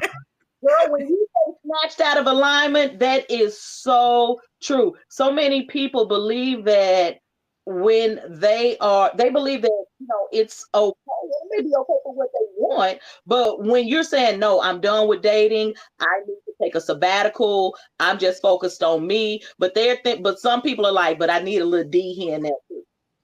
No. And, That's and distraction. There's distraction. And it Distraction. interrupts your alignment. It pulls you away from just that real deep Yeah. internal self time and that personal growth. Yeah. It interferes with that. Yeah. It's been oof, since last year. It's been a minute. And my girlfriend asked me the other day, she's like, "You ain't even used your toys? God, them toys got dust on them." Right, I yeah. don't use them toys either because you start using the thing, then you're gonna be addicted to it for like 2 weeks, and then your stuff's gonna get numb, and then you're gonna be like, "I can't do Hold on, wait a minute, not desensitized. this." That's funny. So no, I have never used them things. Them things is collected dust. What about you, Tammy? I Is don't it have any. I don't have any. You know what? It's so crazy because the weirdest thing about this question is like, I'm like, ooh, when I do, I'm like, I hope I still know how to function because for some reason it's not in me right now. No. I ain't gonna even lie to you. I am so I be like, God.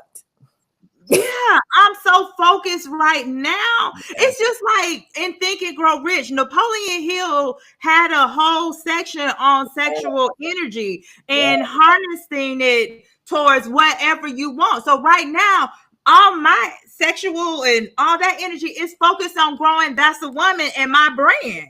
So right now, yeah, it's like, yeah, no, miss me, not interested. okay? Now, the right person Like that. will get my attention, but even still, it's still a process right there to get me there. But right now, So that is an interruption when you're learning to be with self and happy with self and doing the process of self growth in a healthy way. Is that an interruption? Having D every now and then when it's not committed. absolutely, absolutely. There's no good thing that comes from that. No. Because I don't care how much people try to say, oh, it's just a sexual thing and this, that, and the other. Especially we're emotional beings and feelings will come into play. And if there is no established commitment, there's no direction on going down that path, it is a waste of time. Okay, you get this feeling for right here, right now, and then what? And then what? And don't fool yourself, and especially those women like, oh well, he can be mine and hers. That you wasting all your time. I think I saw a podcast clip of this girl talking about, yeah, I know a lot of Africans in here in Atlanta, and they sleeping with multiple, all of them sleeping with the same women, and this, that. You know what? Bye. I love me and my body, my energy, and my time way too much just to be giving it to just anybody. Exactly, because we're temples. We're temples. Like that, Alicia, or have you grown to learn this? Hello, what?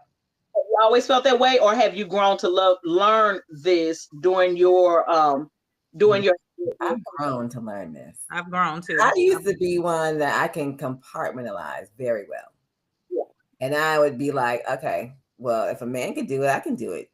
Okay. But then I would always end up beating myself up next day Mm-hmm. on the way home.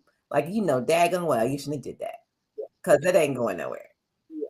But there was a time when I'm like, okay, well, I did that. Put my clothes on and came home and did just like a guy did. I've grown out of that part. Absolutely. But, You know what, ladies? I hate to wrap this up, but whew, this 2 has hours been. already. See, I told you these talks be so they be so good. It's just like the time goes, so you already know you just gonna have to come back, girlfriend. You just gonna I have, will. This needs to be a discussion alone, all by itself. I didn't say hear that you. again. Okay, this needs to be a discussion all by itself. Talking, Absolutely. while growing and learning to love yourself, is it okay to be having sex with other people? Um, Mm. it needs You to be. said you had a conversation already? What No, you she's say? saying I need to have a whole topic on that. Oh, yeah. Yes, Yeah, we do. because that Yeah. yeah, and poll people because you would definitely get some mixed feelings on that because you got some people think they gotta have sex.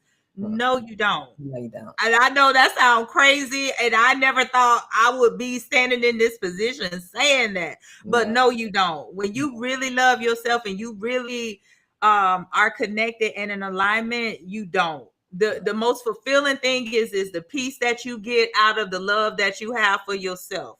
Ooh, There, girl.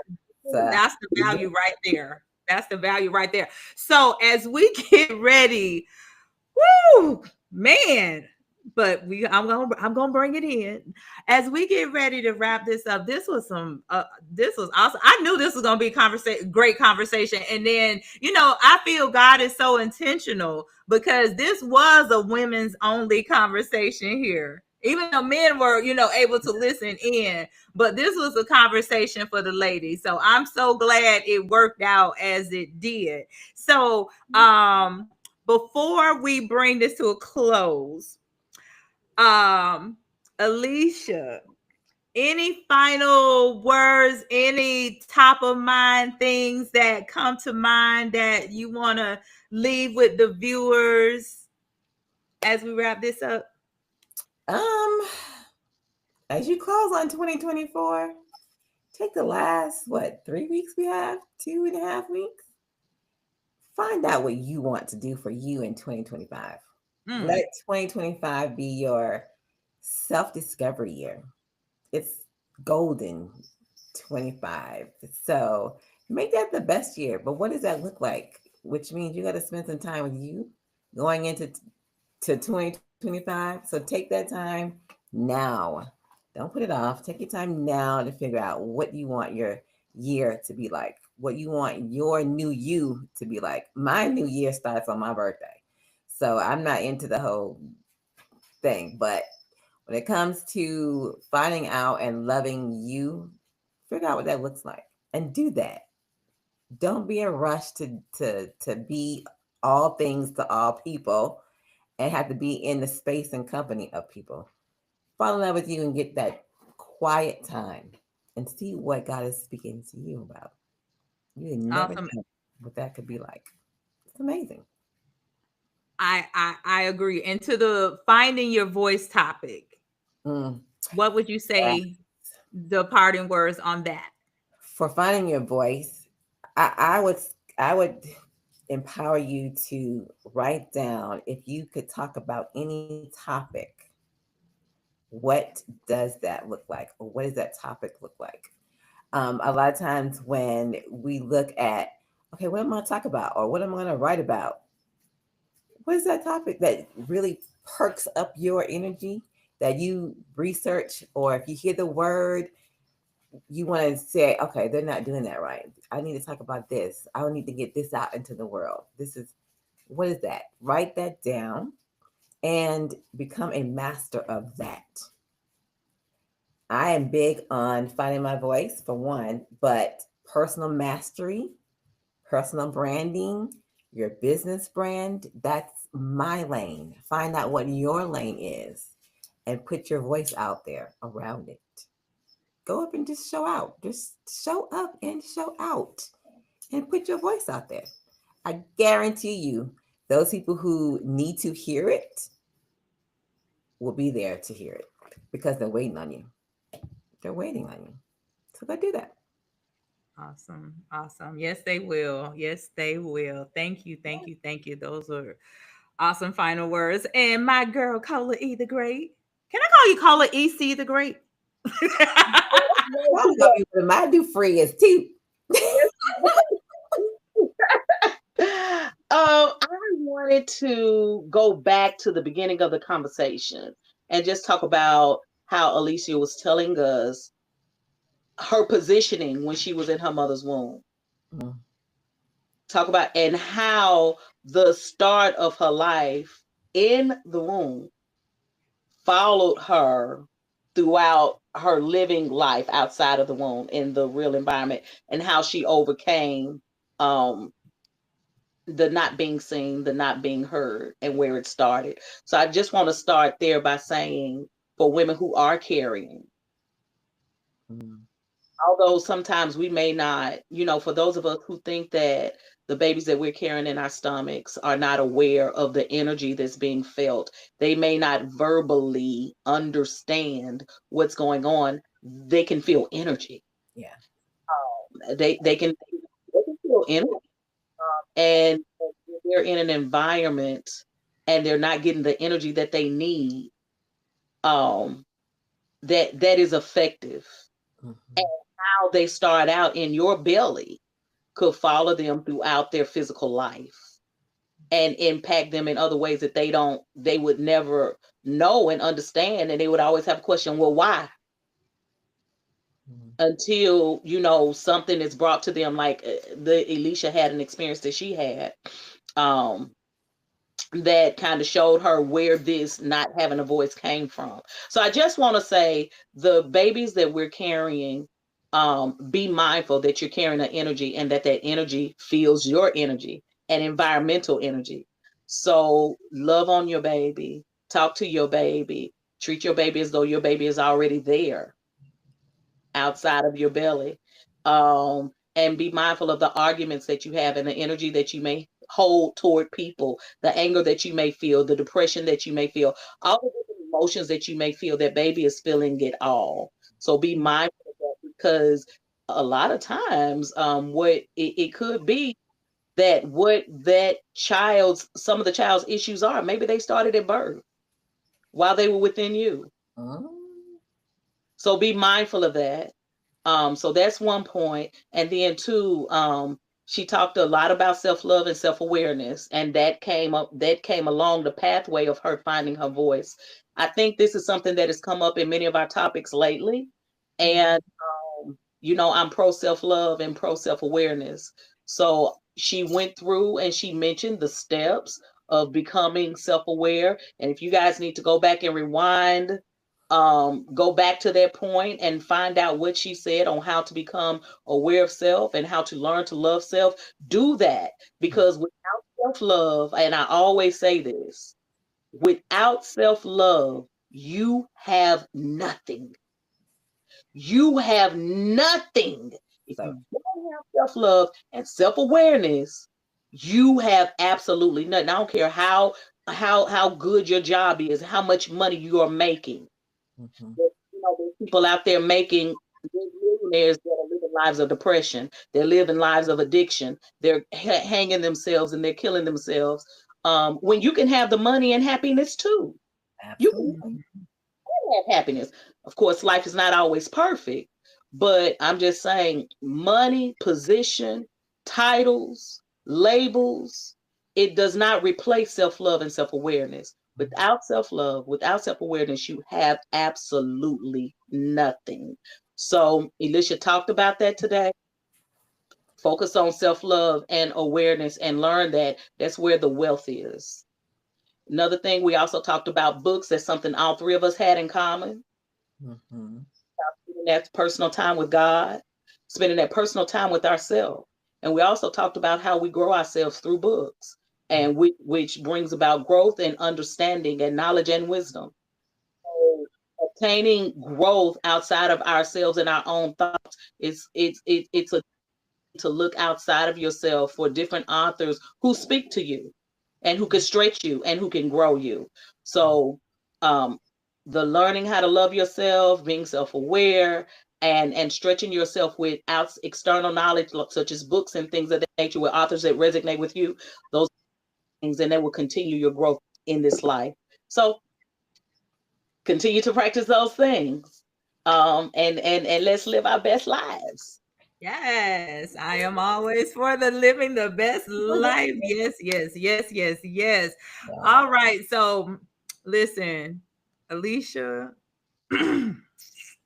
much love. Cola, much love. Oh, you two ladies drop some gems here tonight. I so appreciate it. And to my viewers, love to you, much love to you guys. I thank you. I thank you guys for tuning in. You all are the best part of Real Talk with Tammi B and Company. So know that you all are appreciated.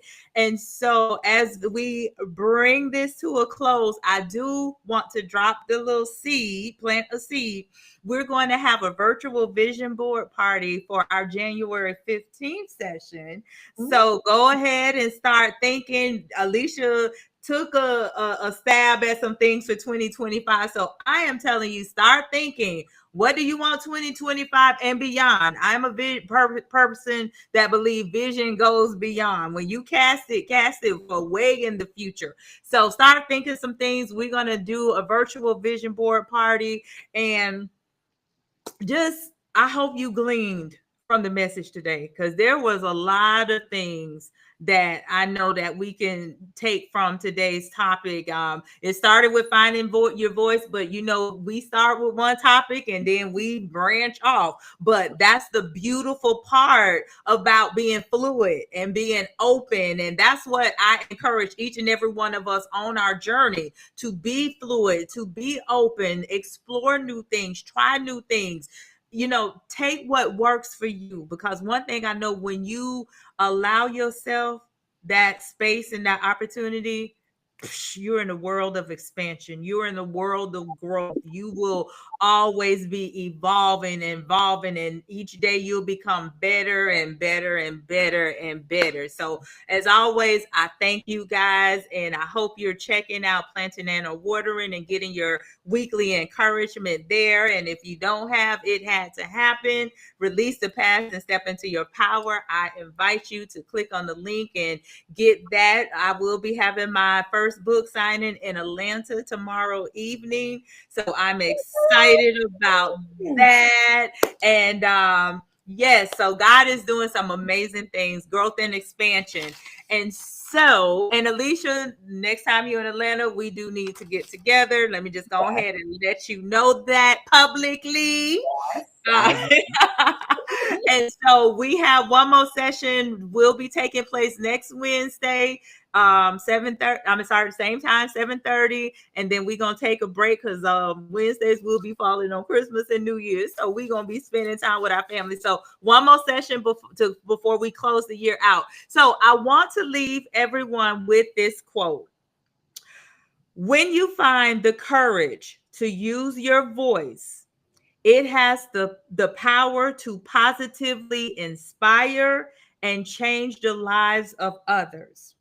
It's one of the special gifts you beautiful people that you are, have to offer the world, and is something to be cherished and championed, never hidden.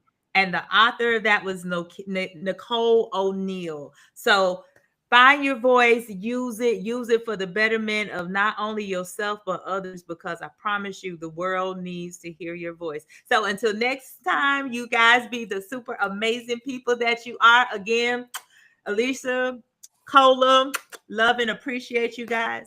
Does Alicia have a book? Do you have a book? I am revamping it. I will keep y'all posted. Mhm. Yes, Thank yes. you all for letting me join you on your podcast. I appreciate Thank you.